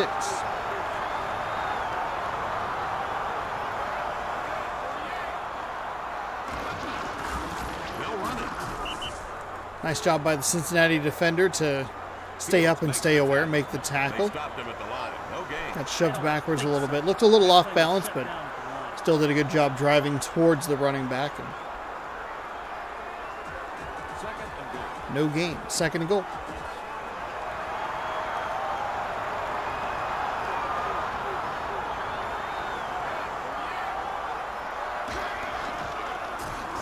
And another great defensive call. Cincinnati's defense has done a good job dialing up pressure, getting advantageous calls. The play action really helped them on that one. The extra defenders they're bringing are correctly called or correctly timed, and they're getting to the quarterback. So third and goal, from the 10-yard line.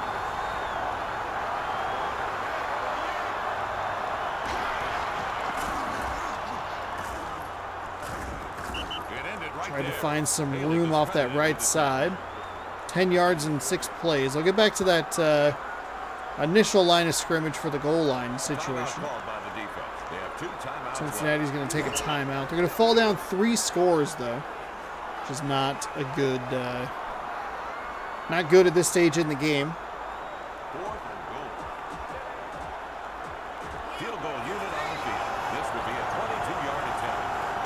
Cortez already 1 for 1 and absolutely blasted that one. That would have been good from about 85 yards. Weirdly enough, the Laces are always facing the kicker, which is like a huge no-no. Not a single pass on that play, or on that drive, excuse me. 1 sack. We're waiting for the kickoff.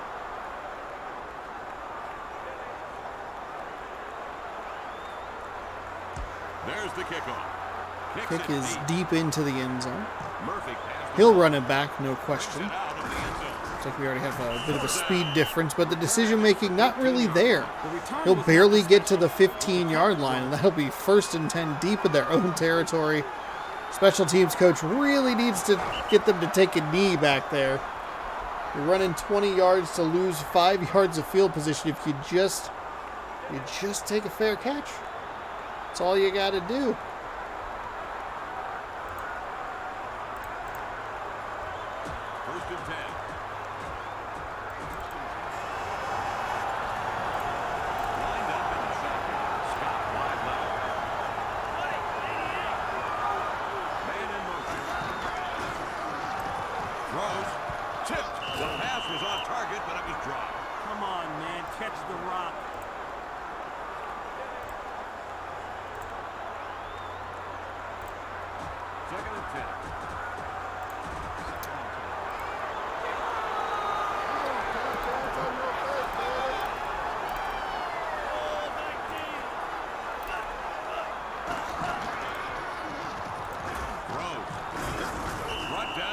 16-yard Reception good for about 2 yards.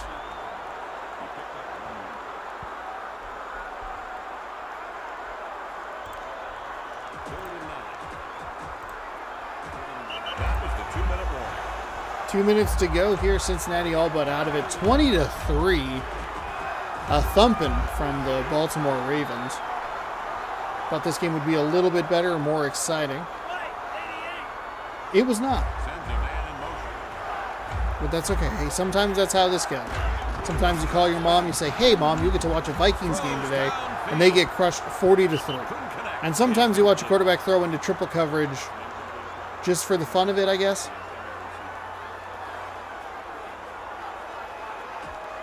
and 9.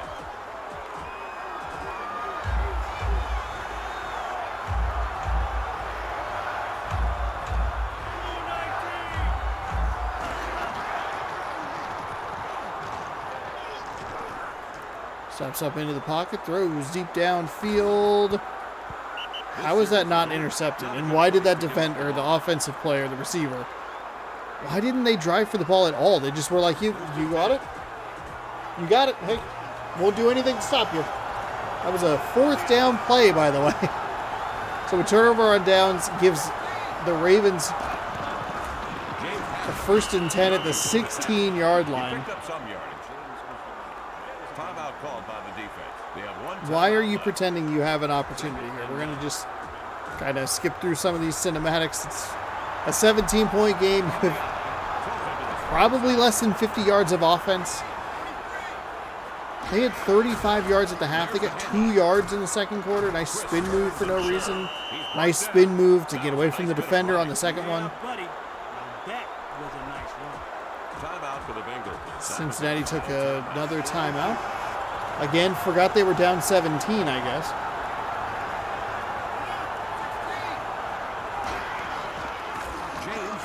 Hands the ball off, and James is in for the touchdown.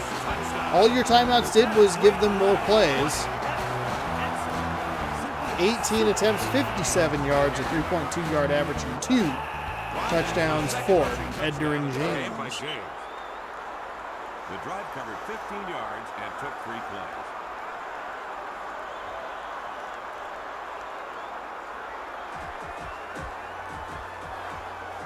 So they'll kick the PAT.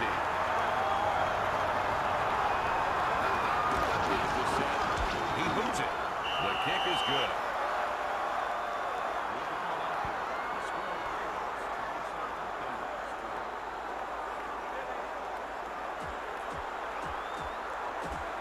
Cortez will get this one started.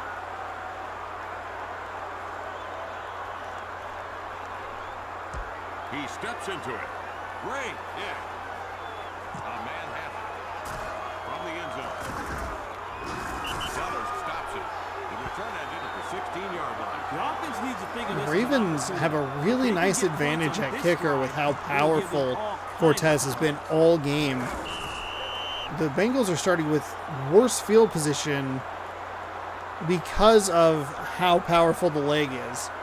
Maybe there's a little bit of wind at his back. I'm giving him the leg power. Don't know why I'm really arguing it.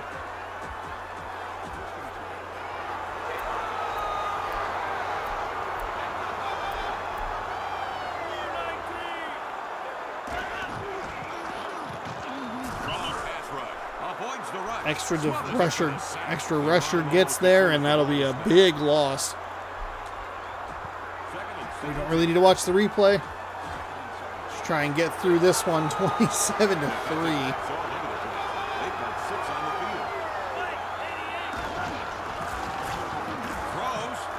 Goes over the middle, nice spin move, tackled up near the 25-yard line at the 24. The Ravens only have 5 completed passes. This is a very weird game for all involved. But it's less weird for the Ravens because they're going to walk out of here with a W.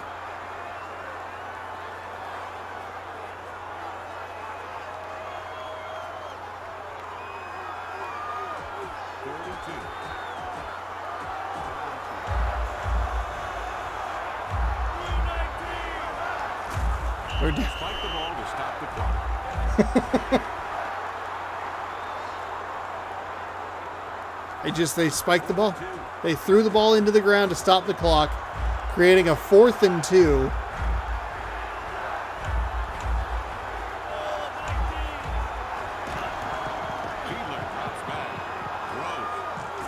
It's a receiver down the middle, but that was not enough. Somehow the time of possession is even between these two teams as the Bengals turn it over on downs yet again. And for the 3rd consecutive drive, the Ravens start with deep in. Oh boy, the encoding is not doing well here. I wonder what the problem is.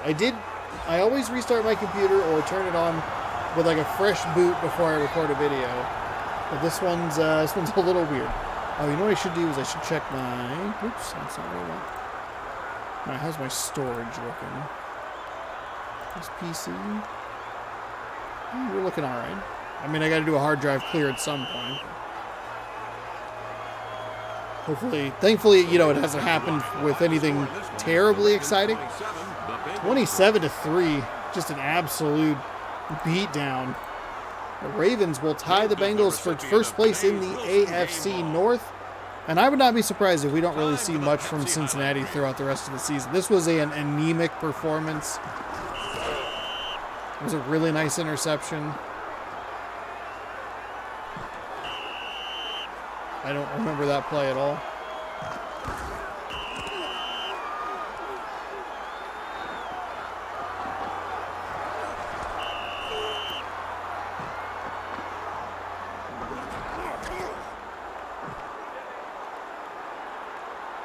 The huge play to Horn.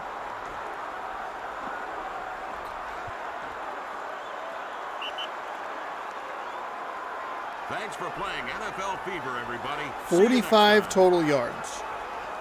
6 rushes, 6 rushing yards, 39 passing yards. Wow. Just a dismal effort. I can't believe how bad that went for Cincinnati.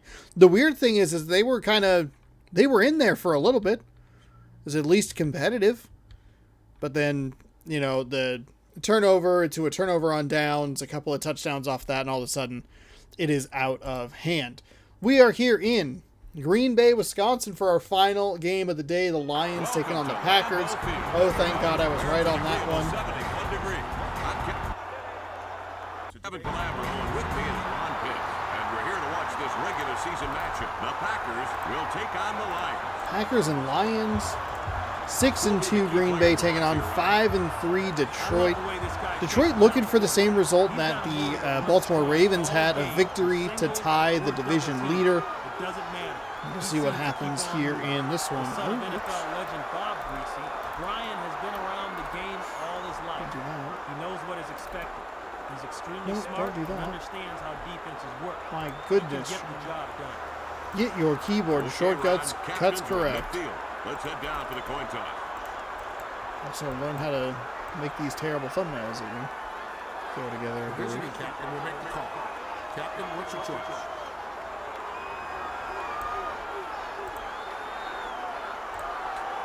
He calls tails.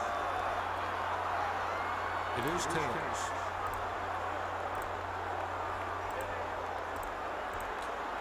The visiting team won the toss and elects to receive. Week number 10. Going to close out here with the Packers taking on the Lions from Lambeau Field. I've been there. It was two of the greatest days of my life because I got to go to the stadium 2 days in a row. It was amazing. And the Lions usually provide the Packers with a victory. Green Bay from the mid-90s up through the last couple of years, 2018 maybe, the Detroit Lions had not won like in the state of Wisconsin for 25 years or something like that. They played once a year and they lost, and whew, let's see.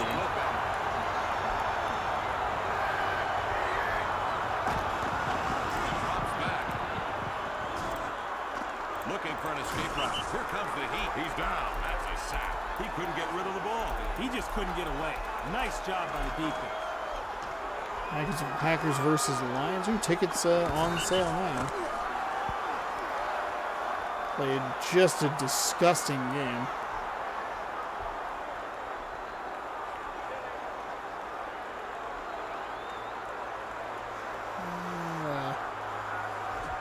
Second and 19.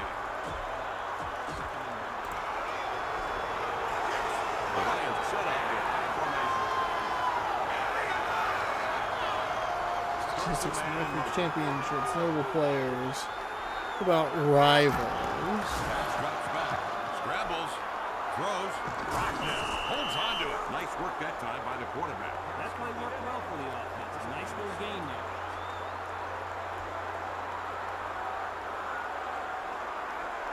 There we go. Nope, that's not what I wanted. Oh, come on. All I want is like... I mean, the Detroit Lions were so bad at playing in Wisconsin against Green Bay that they threw out... Green Bay had wrapped up the number 1 seed and threw out a backup quarterback, and he went and threw 6 touchdowns. Throws downfield. Wild. Deep down the right sideline, incomplete for Detroit. Fourth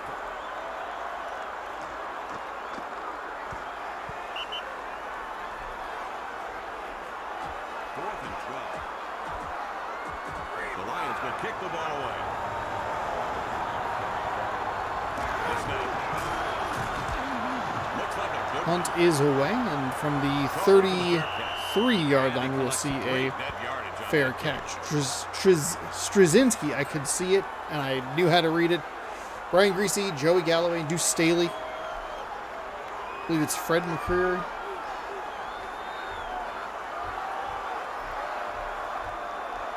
First and 10. Maybe I need to...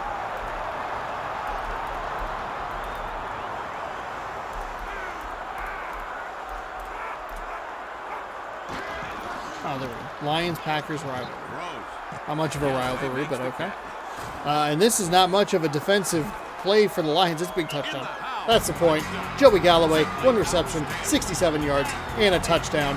Absolutely terrific start here for Green Bay. They made the playoffs as a team with a losing record in a horrendous NFC North. Now the NFC North a little better now. Didn't even have an opportunity to look at that defensive group for the Lions. Notable games.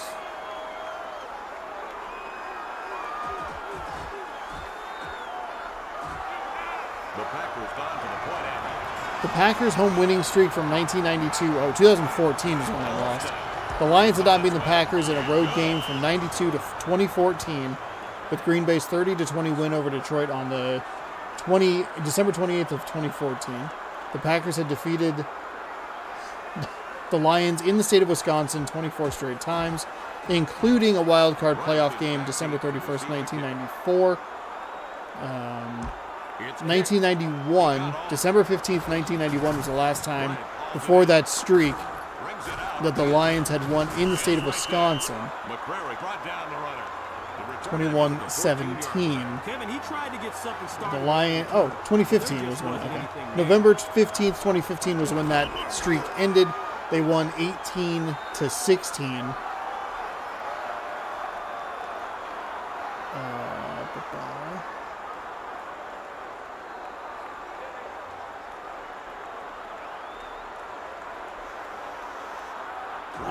The Lions shut out the Packers 31-0, and that was the first shutout for the Lions. For the first time since '73, and at Lambeau Field for the first time since 1970. Lions swept the Packers for the second consecutive season. Rodgers got knocked out early with a concussion. Deshaun Kaiser played most of the game. Their kicker threw a touchdown. Okay, great.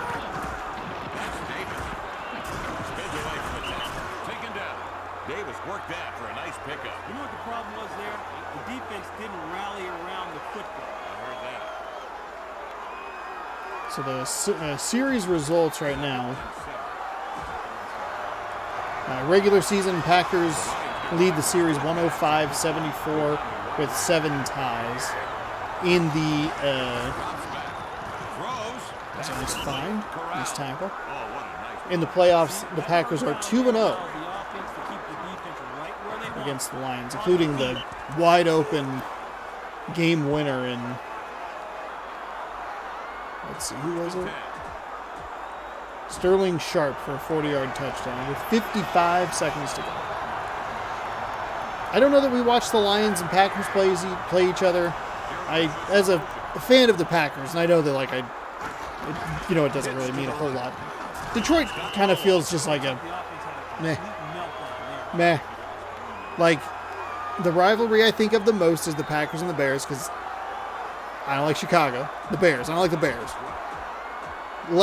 Enjoyed the city of Chicago. It's a fantastic trip. Bears, and then the Vikings, and then the Lions. I kind of forget exist sometimes. But they have been largely irrelevant for most of my life.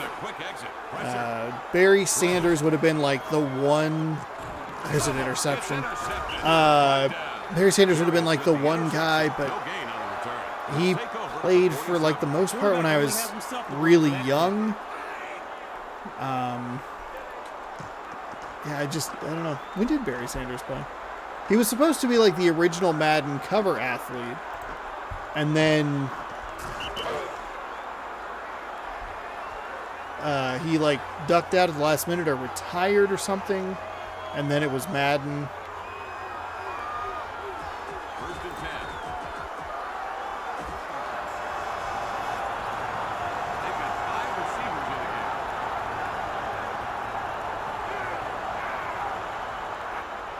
in the game. The Lions, though, have given the Packers trouble. It's interesting to look at this rivalry,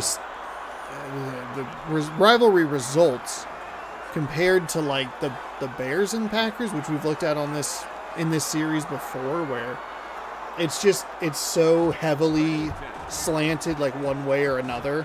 In that this one's a little bit more even. Like the Packers are still leading the series by 30 games or whatever it is, but like it's not quite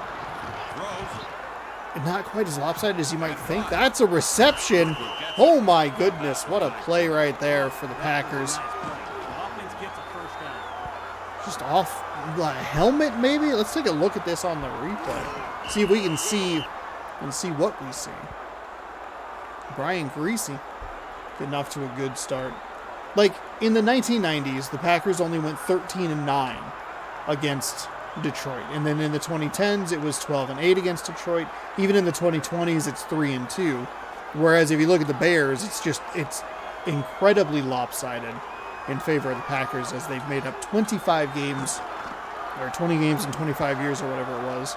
Still not really sure. Oh, you know what I just noticed? The little Xbox logo there in the bottom is like how long the play has been going. That's wild. That is a weird detail. What are we hitting off of here? Is I gonna call it? Is that a helmet? That's a helmet. That is the Detroit Lions helmet. Number 80 coming in to get that play. Wild. All right. Well, there we go. It was indeed a helmet. 1st and 10 for Green Bay as they lead 7-0.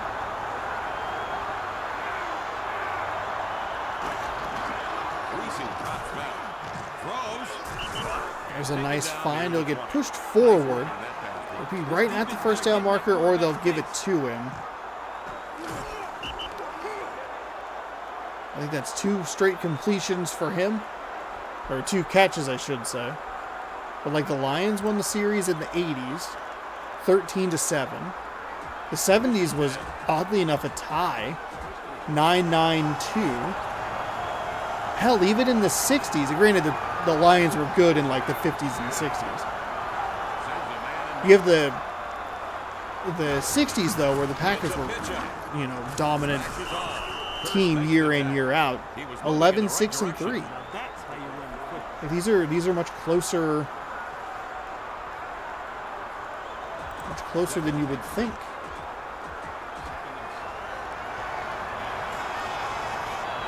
I mean, hell, Detroit won 4 in a row, 2017 and 2018. Tackle made. He managed a gain of 2 yards. I thought he should have picked up a lot more. Oh, wow. He In gotta run that 2016, ball when the Packers win their, I believe, the second game of that series in Green Bay, the Packers become the first team in NFL history to beat a single opponent 100 times. And they clinched the NFC North in Detroit. A little double whammy there. Touchdown by Malone. He picked up 6 yards. 100 times. We played 1 quarter, and the score is... Of course, Detroit, one of the oldest teams in the NFL. So it's what, 107-74? First and goal.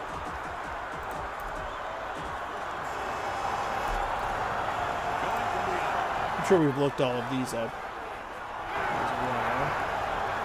I just want the Wikipedia. Quickly has the ball. Tackled and dropped for a loss on the play. That'll fire up the D, Kevin. They're feeling pretty Packers good about themselves. 64-57-3. Okay. That one's really close. Really close.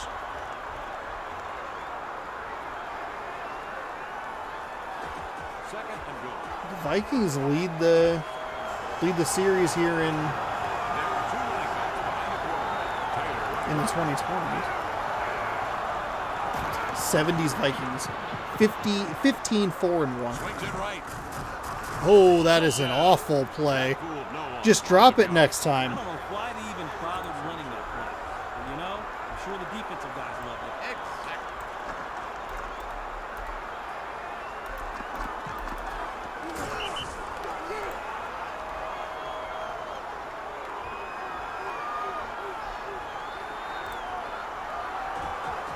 Third and goal. Okay. The Packers 104-95-6 against the Bears. And this is where it's like super lopsided. 17-4. Reese injured on the play. Man, that's too bad. Looks The like he Bears won't play the rest of this 14-5, one. Bears 16-4 in the 40s and 50s. Not as lopsided as I thought it was. The Packers 15-5 in the 60s. The Packers 11-9 in favor of the Bears. 11-7 in favor of the Bears in the 70s and 80s. The kick is up. I was thinking about it, and I was wondering, like, is the Bears-Packers rivalry, like, How will they react actually on good? the next miss? yes. I mean, it is. I like it. I guess I thought that it was a lot more lopsided toward the Packers in, like, the 50s and 60s, and then in the 70s and 80s, more lopsided towards the Bears. And then in the 90s, 2000s, For the kickoff. 2010s, and 2020s, way lopsided in favor of Green Bay, but not quite the case. He kicks it. Big kick. Nothing like a little history lesson, you know? From the end zone. Forced down at the 16-yard line. Tackled at the 16. Green Bay kicked a field goal, I believe. Trying to step up and take it So to the 10-0 is the defense. score, For this I think. position, They need to control the line of scrimmage.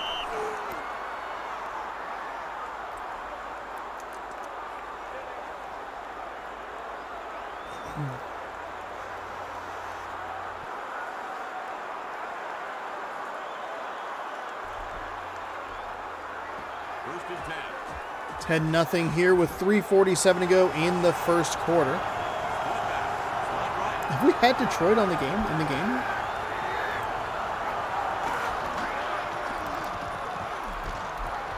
Throws. Taylor makes the catch. Brought down by Taylor. Nice looking play. Oh, wow. It's Okay, about back in time week the 2. defense clamp down on plays like that. We'll soon find out. Who? Is it Charlie Patch? Is that who it is? I didn't even see it. Hold on. Week 2, we could find this. I gotta give myself a history lesson about my own show. Give me a second. First and 10. Oh, I remember this game. Four down linemen.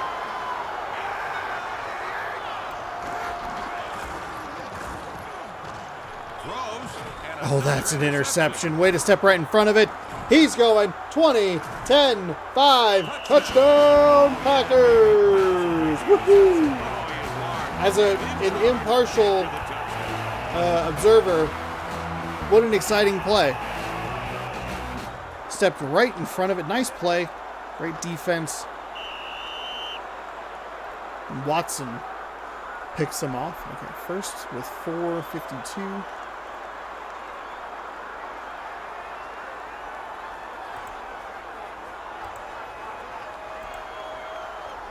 Oh, Kurt Warner.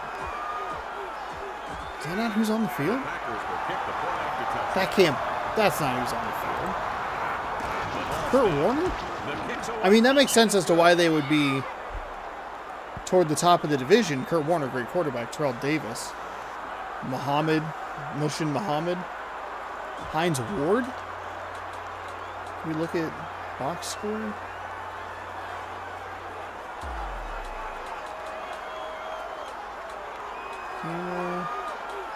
Options. Whoops.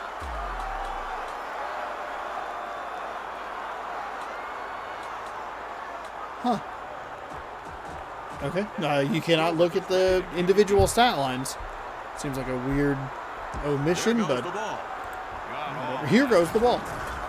Bryant calls it in from the end zone.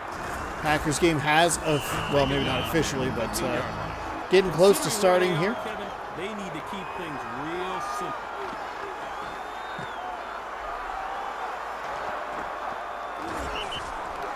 Curious if I use the Peacock app and watch the live feed, if I can just rewind it on that.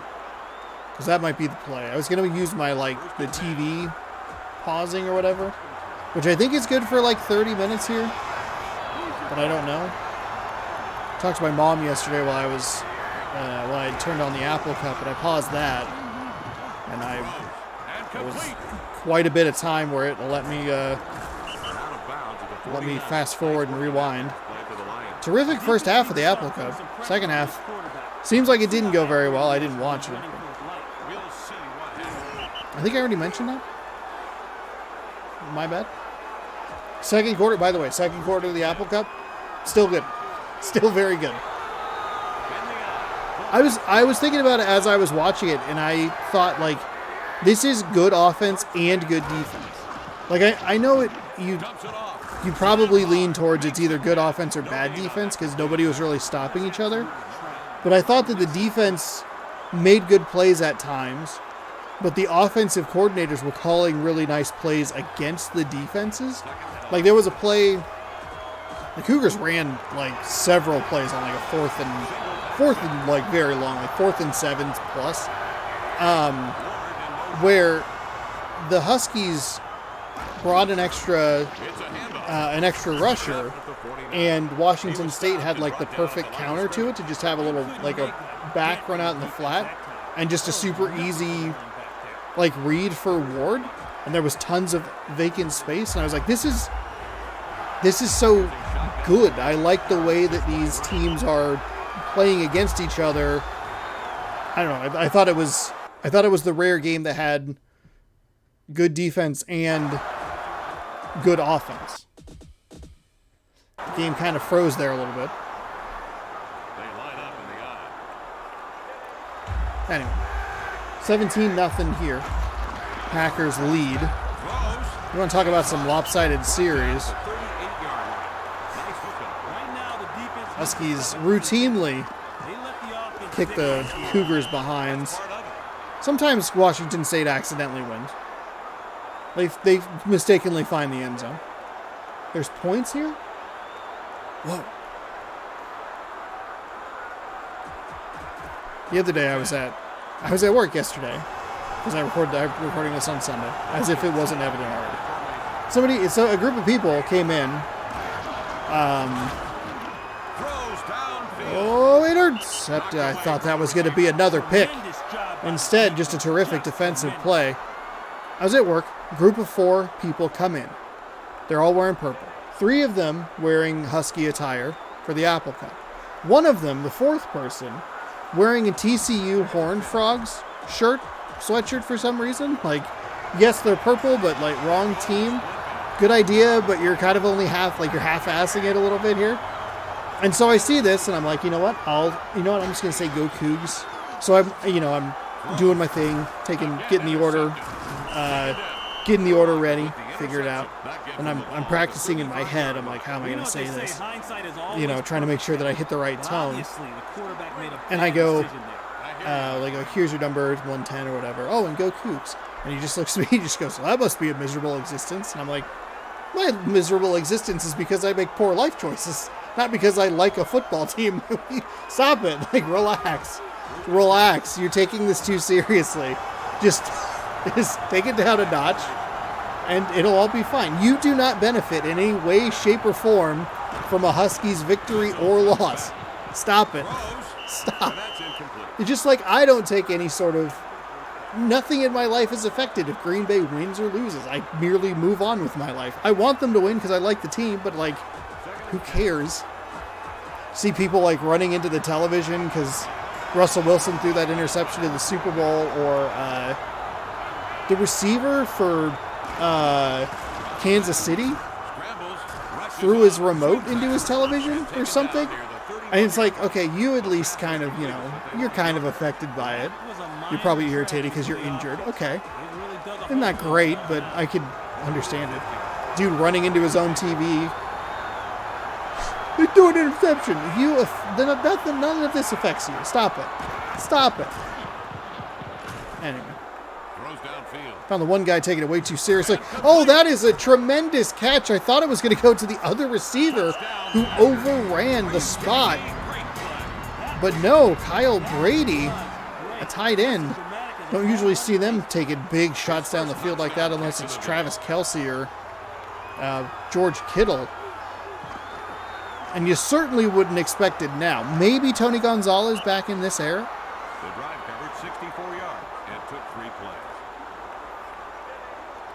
But certainly not that many players. And this guy I've never heard of. Now 3 receptions for almost 100 yards. And the Packers are just kicking the Detroit Lions' teeth in at this point. And we're not even at halftime. We're having a good old time. Brian Urlacher, by the way, on the Packers defense, getting the last turnover or takeaway. Chicago Bears fans must be ripping their hairs out of their head. They're not, because, again, this doesn't affect you. He steps into it. Big hit. From about 5 yards deep, up to the 15. We'll get pushed forward for a few extra yards. Kevin, he tried to get something started with that return, but there just wasn't anything there.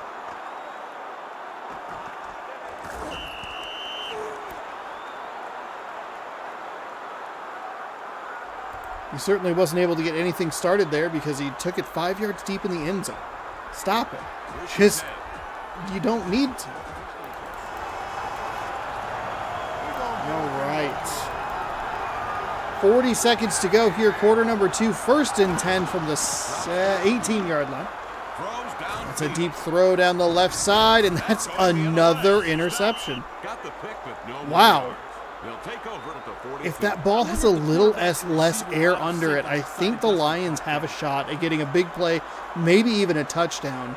The spacing between the receiver and the defensive backs in this game isn't quite as sure a thing.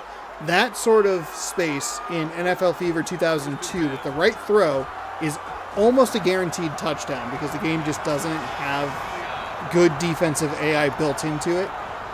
What they did this year is improving with some of the swipes at the legs to try and get those shoestring tackles. So that sort of gap isn't quite as automatic as it was last year. Green Bay not really doing a whole lot with this ball. They're already up 4 scores at this point. 2nd down and 13. Offset I formation. They'll run it here to the left side. Detroit stops them for a loss. 1, maybe 2 yards. The Lions with several interceptions. Not even sure who the quarterback is here for the Lions. I missed it. 521, 149 yards, 4 turnovers already. Oh, and Green Bay gets the ball to start the second half. There's the kickoff. Jeffers secures the ball. He'll bring it out of the end zone. Wards off the defender. He's tackled.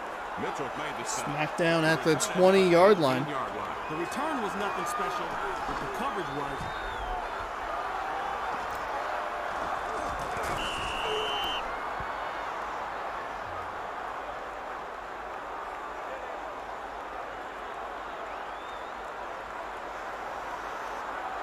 First and 10.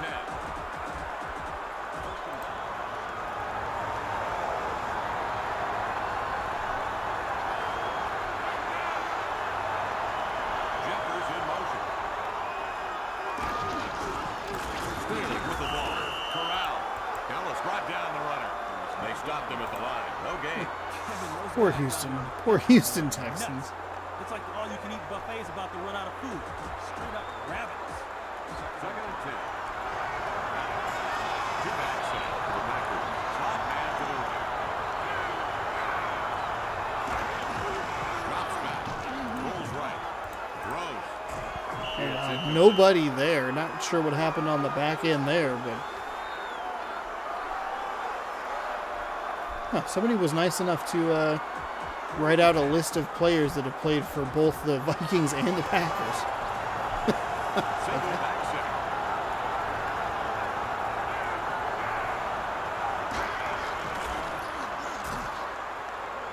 Pressure's on.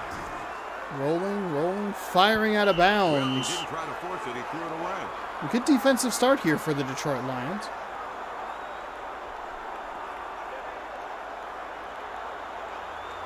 Fourth and 10. They'll put the ball away. Here's the snap. So a very quick 3 and out for Green Bay to start half number 2. This is one of the things that is consistent or frequent with current Green Bay offenses is they get out to leads like this. 2-score, 3-score leads, and then just go stagnant, leaving the defense on the field for far too long and giving the offense of the opposing team way too much time to get into rhythm. And it's something that routinely happens with Aaron Rodgers-led Packers teams, including the game that I went to. They jumped out to a 3-score lead, 3-touchdown lead against Minnesota before or like right after the halftime break. That should have been interception number 5. How is that not a pick? But they started to really get stagnant, quick 3 and outs. Minnesota kept just kind of chipping away at it. Touchdown here, maybe a 3 and out or a drive that stalls, whatever. Touchdown there, and all of a sudden it's 21-17-ish, 21-14, whatever the score was. And they finally got a touchdown, and it was No time to avoid that sack. one of those weirdly unnecessary stressful situations. I saw this a lot with the Cougars when Mike Leach was head coach there, because Mike Leach apparently just hates running the football. So they're throwing it with a 1-score lead late in the game where it's just a turnaround. Hand this ball off to a running back, for the love of God. What are you doing? Lined up in the shotgun. Could feel like watching that sometimes with Green Bay. Detroit, though, not taking advantage of that early 3 and out, or that quick 3 and out. Third down and 16. Deep throw down the left sideline. Knocked down. Incomplete. Too much air under that, or short, or something. Everything about that pass sucked for the Detroit Lions. 3:33 in the third. Only pointed out the time because there were a lot of threes on the screen. There's the snap. Technically a 3-score game, by the way. 3 touchdowns and 3 2-point conversions, and the Lions can get back in this game with 3 scores instead of 4.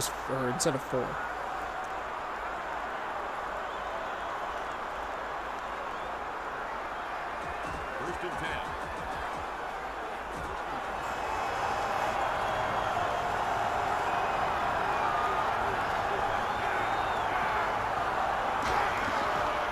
It's a run. And the ball off to the right side. Tackled after a gain of just 2. I mean, with a 24-point lead and the way the Lions offense is playing, Better than a loss. just run the ball. I don't know if I finished the sentence earlier. If I did, I apologize. Scores, standings, updates after this game will get you set for Week 11. next Tuesday right here on youtube.com/Shawnosaurus Rex. Thanks so much for watching, hanging out. Hopefully you're enjoying it. Oh, wow. Nice defensive call by Detroit. Detroit has more time of possession, and they're down 24 points. Oh, Green Bay's down to a backup quarterback. Greasy get injured? I thought I saw him on the ground at one point. Even more so why Green Bay should just be handing the ball off. Who's the backup? We'll get an injury update on the Packers, and then we'll take a look at their depth chart. There's a big throw down the left sideline, and that is going to be an interception. Keith Lyle. I know he'd like to have that one. Nice diving pick. No mulligans in the NFL. That's basically an arm punt on a 3rd and 16. I don't see a ton of yardage in my crystal football of predictability. What if that's the jumpstart the Detroit Lions need? Please keep watching this video. It's not over until it's over. And you know what? I know what you're doing. You're scrolling down to the bottom. You're going to scrub through. Don't. Enjoy the ride. He said, knowing that he recorded the second half of the Apple Cup and woke up and read the score the next morning because he couldn't help himself.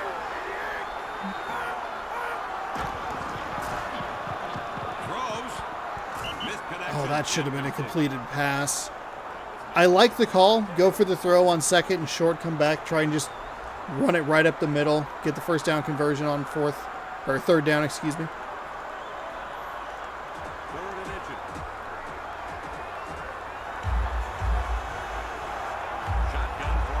This should be a run all the way.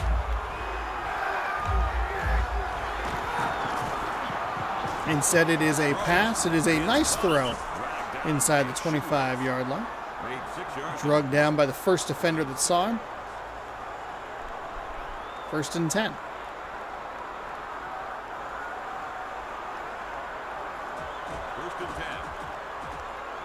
Joey Galloway helped get Green Bay off to an excellent start, and the Packers have not looked back.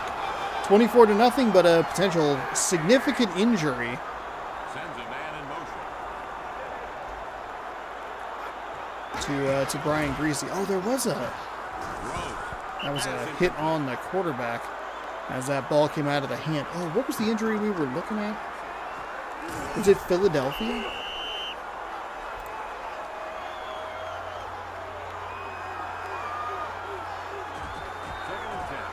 Week 7.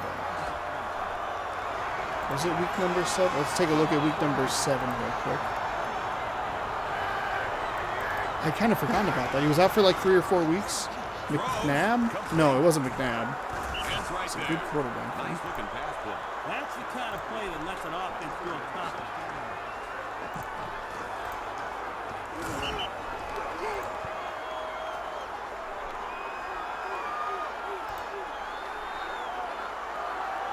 Because the team was like just kicking all kinds of behind. 27-21.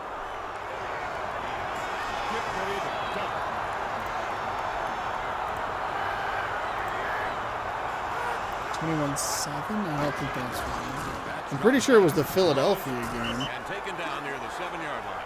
No gain at the end of that completion. Give the D some credit for shutting that See if we can find the Fifth tackle in this game. starting recorded lineup by 10. here. They got to find a way to block this guy. Okay, Philadelphia's going to get the ball immediately. Second and goal. Gosh darn it. I should have written that down as a note. Two-back set. Muhammad wide right. Because they were, the team that I'm thinking of, they were cruising through. They lost their quarterback. It could have been maybe Atlanta. Tackle. Nifty little play that time. Defensive coaches may need to draw something up to stop that play.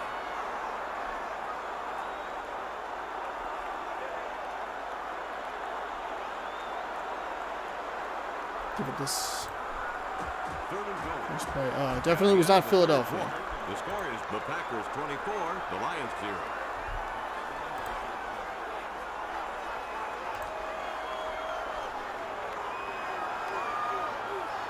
Third and goal.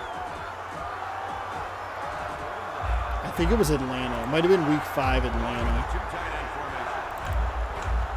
3rd down and goal here to kick off quarter number 4. Going to run the ball right up the middle. Touchdown for Terrell Davis and the Detroit Lions.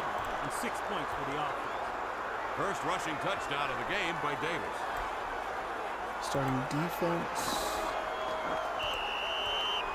The drive covered 40 yards and took 8 plays. Joe Harrington definitely was not them. Oh, that's going to drive me nuts. It wasn't the Packers or the Bears. So the kicking team is on the field for the PAT. Here's the set. Kick is up. The kick is good. Kick is good. Oh, you know what? It was the Jets, I believe.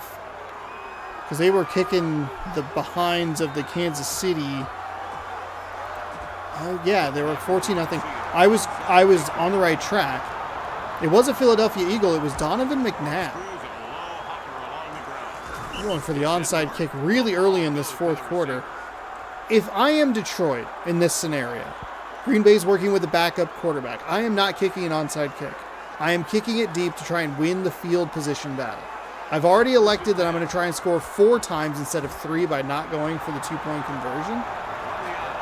So, which I understand is like a huge gamble. If you miss 1, then all of a sudden you need touchdowns instead of a field goal toward the end. But start winning the field goal, or the field position battle, excuse me. Not that it's really going to matter here. He's inside the 20 to 10. He's going to get tackled from behind. Huge run off the left side. You don't onside kick it. You kick it deep. You absolutely sell out to stop the run.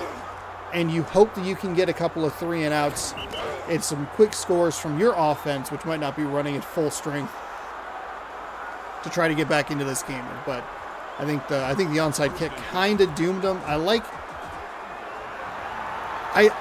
the aggressiveness, and I think if Greasy is in, who's had a really great game until he was removed from it, I think maybe then you make the onside kick, but not with a backup. Left-handed quarterback. And I think he was out for 4 weeks, if I remember correctly. I don't remember if I look at it, though. Okay, I do. Where is... Oh, that's definitely just me saving.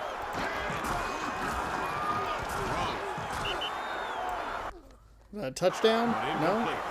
Incomplete at the back of the end zone. I could have sworn I looked at it.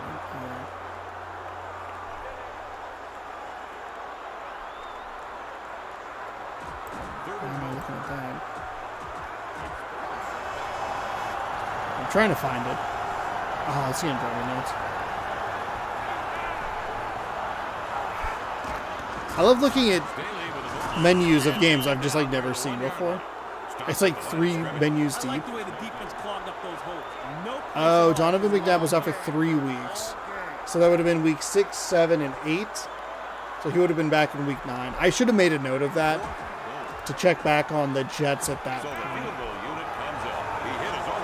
So Stover's going to come out here for a field goal. This has been a mess of commentary, by the way. Thankfully, the game's been a blowout. It hasn't been like a good one. Packers put 3 points on the board and make Detroit need 3 touchdowns instead of 2 touchdowns and a field goal. 27-7 with 3:26 to go here in the 4th quarter, excuse me. So we'll take a look at the injury report again. Look at the Jets. Oh, I should have made a note of that because that would have been a good. We had one New York team, but it was the New York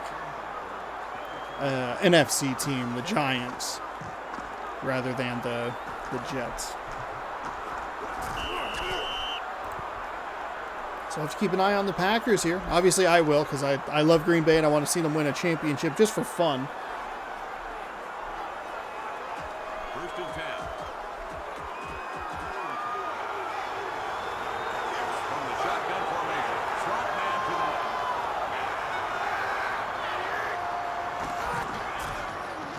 Throws, big collision, and he caught it. A gain of 4 yards. Second and 6. From the 27-yard line. Turnovers obviously dooming the Detroit Lions. We got off They're going with motion. to a bad start. 4 of them, I believe, through the first half. Tackle. The pass caught, but the play lost yardage. You want to know what's wrong with the result of that play? Really, really bad play there. We might see kind of a Cincinnati situation where they go for it on 4th down and Green Bay maybe piles on some more points. It was a good defensive stand, though. They gave up the big run, but did not give up the touchdown. They forced the field goal try, which is good. It's a diving stop there for the Packers.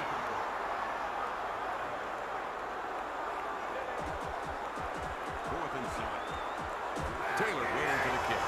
Oh, they're going to... 50 yards per kick. Really weird, That's not. The ball's in. nonsensical calls here. They're going to punt it there and not be aggressive, but they go for the onside kick early. Whatever. Good work by the return. Green Bay with a comfortable victory here in Lambeau. I don't remember the results of any of the previous games. Packers, Lions. Because like I said, sometimes I just forget the Detroit Lions exist. Every Thanksgiving I go, oh, that team's still around, huh?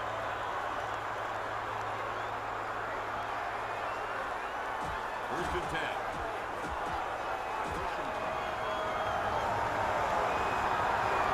Also, really weird that you can't look at player stats. Unless I'm just not seeing it. Jackers in motion. It's pitched to a running back. Touchdown. He wound up making a yard on that play.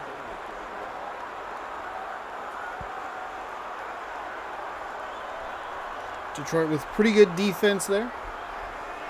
Second and 9. 2-minute warning. 2 minutes left in the game. Second and 9. Thankfully, good job by the computer to let that run down to the 2-minute warning.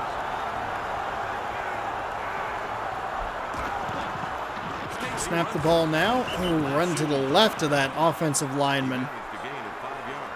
That was a nice little run there. Why? Why are you taking a timeout? What are you doing? Please. Third and 4.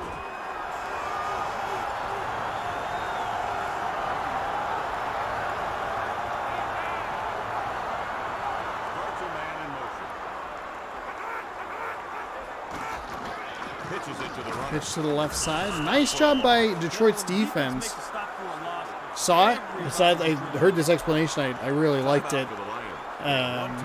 But he saw it, trusted his eyes, and just went for it. I forget exactly where that was.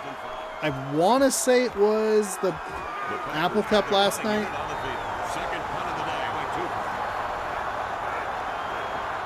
Here's the snap. 4th down and 5. Green Bay did a good job to chip that defender that was coming in, because that might have been the best shot yet we've seen at a blocked punt.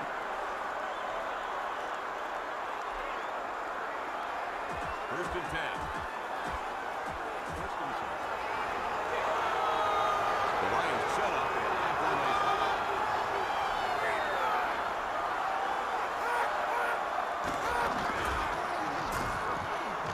On the move. Goes to the right, fires off his back foot into double coverage, tipped by at least one, maybe 2 defenders. Kind of surprised that one wasn't picked off.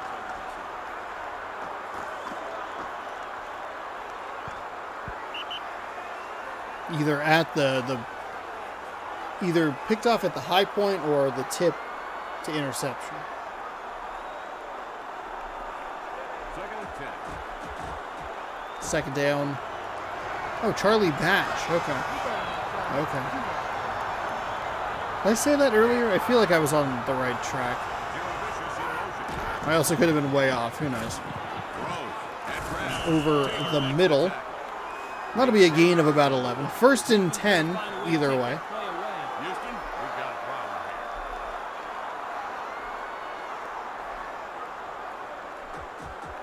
First and 10.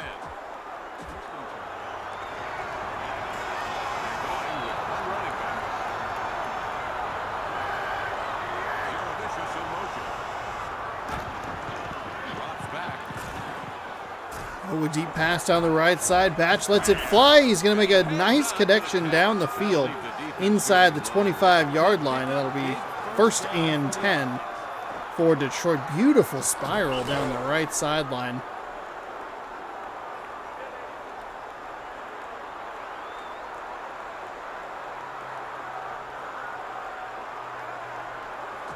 First and 10.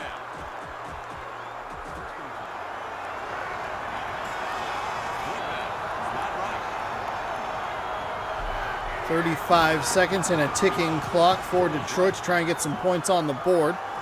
Maybe ruin some bets. I don't know. I don't understand how the betting things work.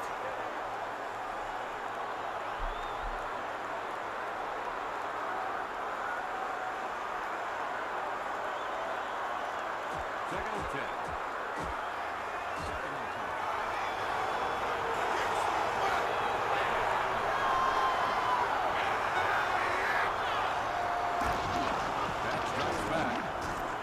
'Batch tripped up by the shoelaces for the sack. Mike Peterson, second sack of the day. 4 tackles on the day as well. Detroit doesn't have any timeouts left, so it might hit the end of the game. Oh no, there's 17 seconds left. Never mind, I apologize. That was... 1,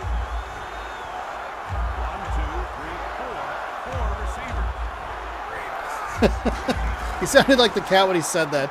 1, 2, 3, 4. 4 receivers. Intercepted in the back of the end zone. Brian Urlacher with a diving pick in the back of the end zone. 2 tackles, 2 interceptions, 1 return yard. 2 seconds to go, first and 10 from the 20. Weirdly enough, Detroit had a timeout in their back pocket. And a dominant victory comes to a close, 27-7. Green Bay all over Detroit here in Lambeau. Wow. Just wow. Sam Madison, 1 interception and a touchdown on it, 46 yards. Interestingly enough, the first highlight's going to be one of Detroit's few highlights, a diving pick from the backup quarterback. Turn that into points. Boy, if you just watch the highlights, you'd think Detroit might have won this game. Oh, just kidding. Here's your player of the game. Here's the true starting quarterback, finding Joey Galloway. Big old play down the middle, and that I believe that was the first touchdown of the game, 7-0. And it was all Packers from there. Beautiful play. Oh, was that the backup quarterback as well? How the heck did Brian Greasy go out? 194 total yards, 5 turnovers for Detroit. Only 1 for the Packers. Detroit, though, to their credit, did take that turnover and turn it into points. And we will we'll get the rest of these games simulated, and we're going to check the injuries because we saw one happen. I probably should just be checking that anyway. I don't think there are a ton of like important injuries, but all right. Simming it.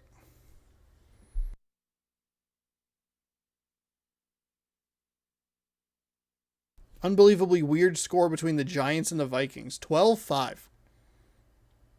What can you do with that? Okay. 349 yards of offense.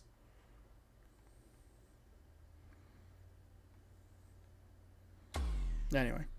Let's go up to the top here. We're going to talk Falcons, Steelers. 20-3. The Falcons fly all over the Steelers. We watched the Ravens pick apart the Cincinnati Bengals. 27-3. We watched the Packers just beat the crap out of the Lions. 27-7. Nice. The Titans just barely over the Texans. It turns out that would have been a good game to watch. 14-13. Titans pick up a game in a very competitive AFC South. Eagles, they fall at home by 7 to the Colts, 39-32. Saints all over the Panthers, 33-3. Talked about that Vikings-Giants score, 12-5. Very bizarre score. That's all field goals and a safety. Or 2 touchdowns with 2 missed extra points. Safety mixed in there somewhere. Very weird. Chargers-Rams, 35-10 in favor of the visitors. Cardinals beat up on the Seahawks 24-3. The Seahawks are pretty hapless this time around.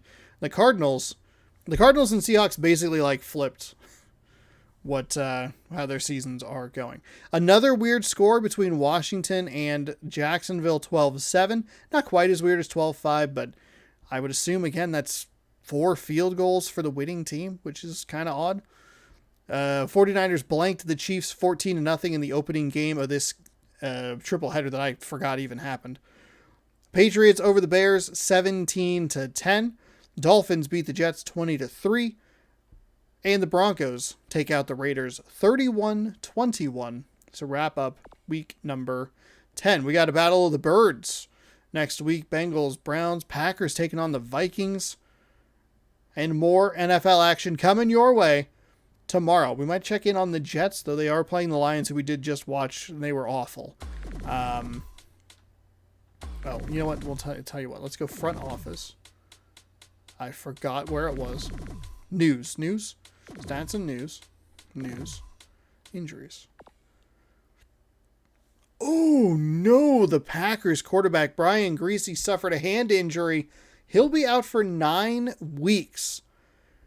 That'll be very interesting to keep an eye on for the Packers, who currently lead the NFC North. They could be in a lot of trouble because Brian Griese won't be back. He got injured in week 10. 9 weeks is into the playoffs. Wow. Packers season hopes of a championship could end right there. They were off to such a good start too. Let's see. Jaguars. Lions. QB Kurt Warner suffered a hip injury back in week 8. He'll be back 9-10. He'll be back in week 12, 11 or 12. So we will have to actually, we could take a peek at the Lions next week and see if Kurt Warner rights that ship. They looked a little listless over the last couple of weeks.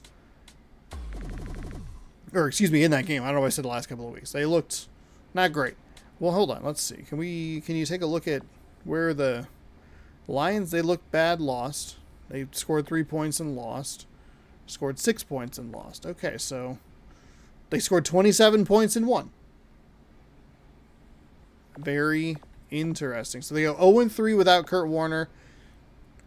If Warner is back next week, they're taking on a Jets team that would have... This actually could be an interesting game. I don't know. How have the Jets been doing? Where's the Jets? Jets. They scored 3 points. They lost by 2. Lost by 11. We had them on in, week 5? They won by a lot. Where did we watch them? Week 5? They won by 5. Huh.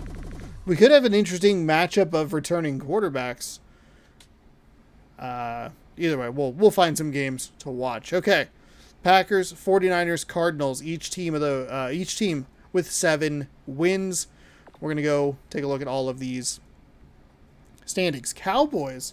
We saw this in the very first season that I did back in NFL Fever 2002.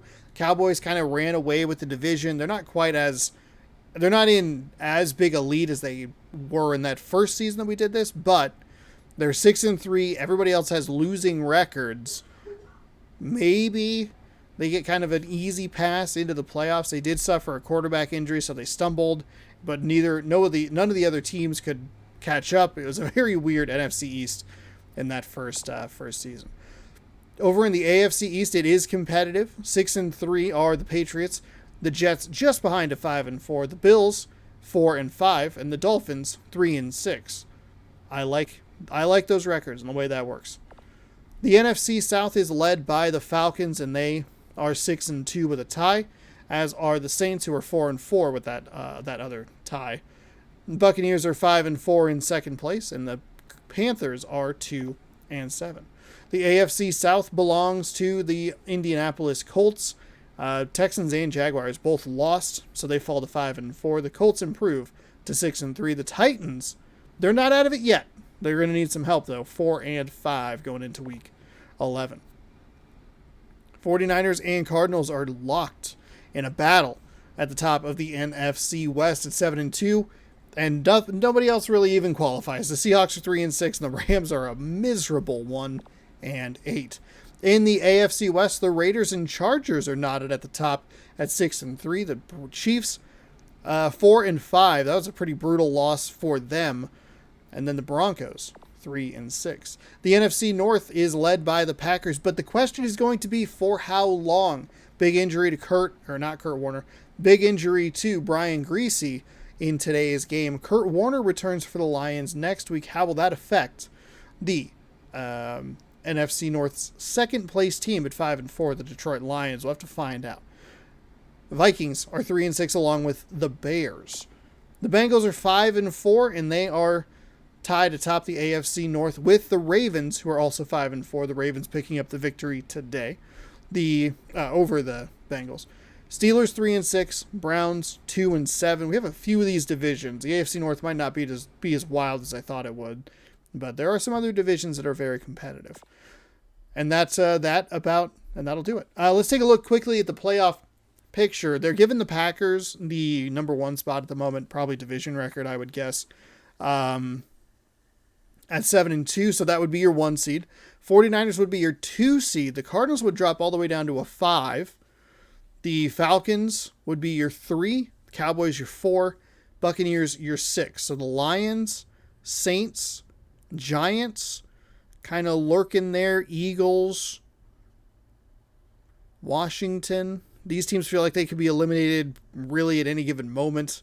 And the tie is really the only thing separating the Saints from anything else. So we'll have to keep an eye on it, obviously, because it's getting into playoff time. We'll see if some of these bubble teams play each other with playoff implications. In the AFC, it looks like this. The Colts would be your 1 seed. The Raiders would be 2. The Chargers would be a 5. The Patriots would be a 3. The Texans right now would be the 6. And the Bengals would be the 4. Jaguars, Ravens, Jets, all just missing out. So you might have a perfect time for Donovan McNabb to return for the Jets, make a run here, still in the playoff hunt. Chiefs suffered a really big loss. Titans, they're still in it. They have a pretty competitive AFC South. They're only a couple of games back. Maybe if they play the Colts, they can pick up a game. Who knows? I will take a look at the games, and we will figure out what games would be most interesting to broadcast. Saints Falcons. That is a matchup there. Try to find some bubble teams and see if they can either work their way out of or into, or if they'll fall out of the playoff picture.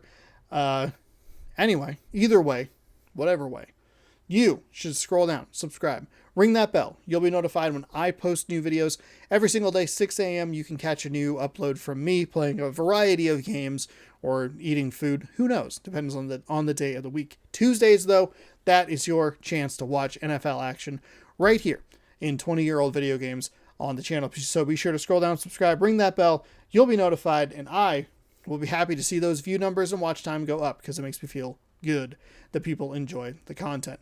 Again, thank you so much for watching. We'll see you next week for more NFL action right here. Good night. Goodbye. Let's go watch the Packers game.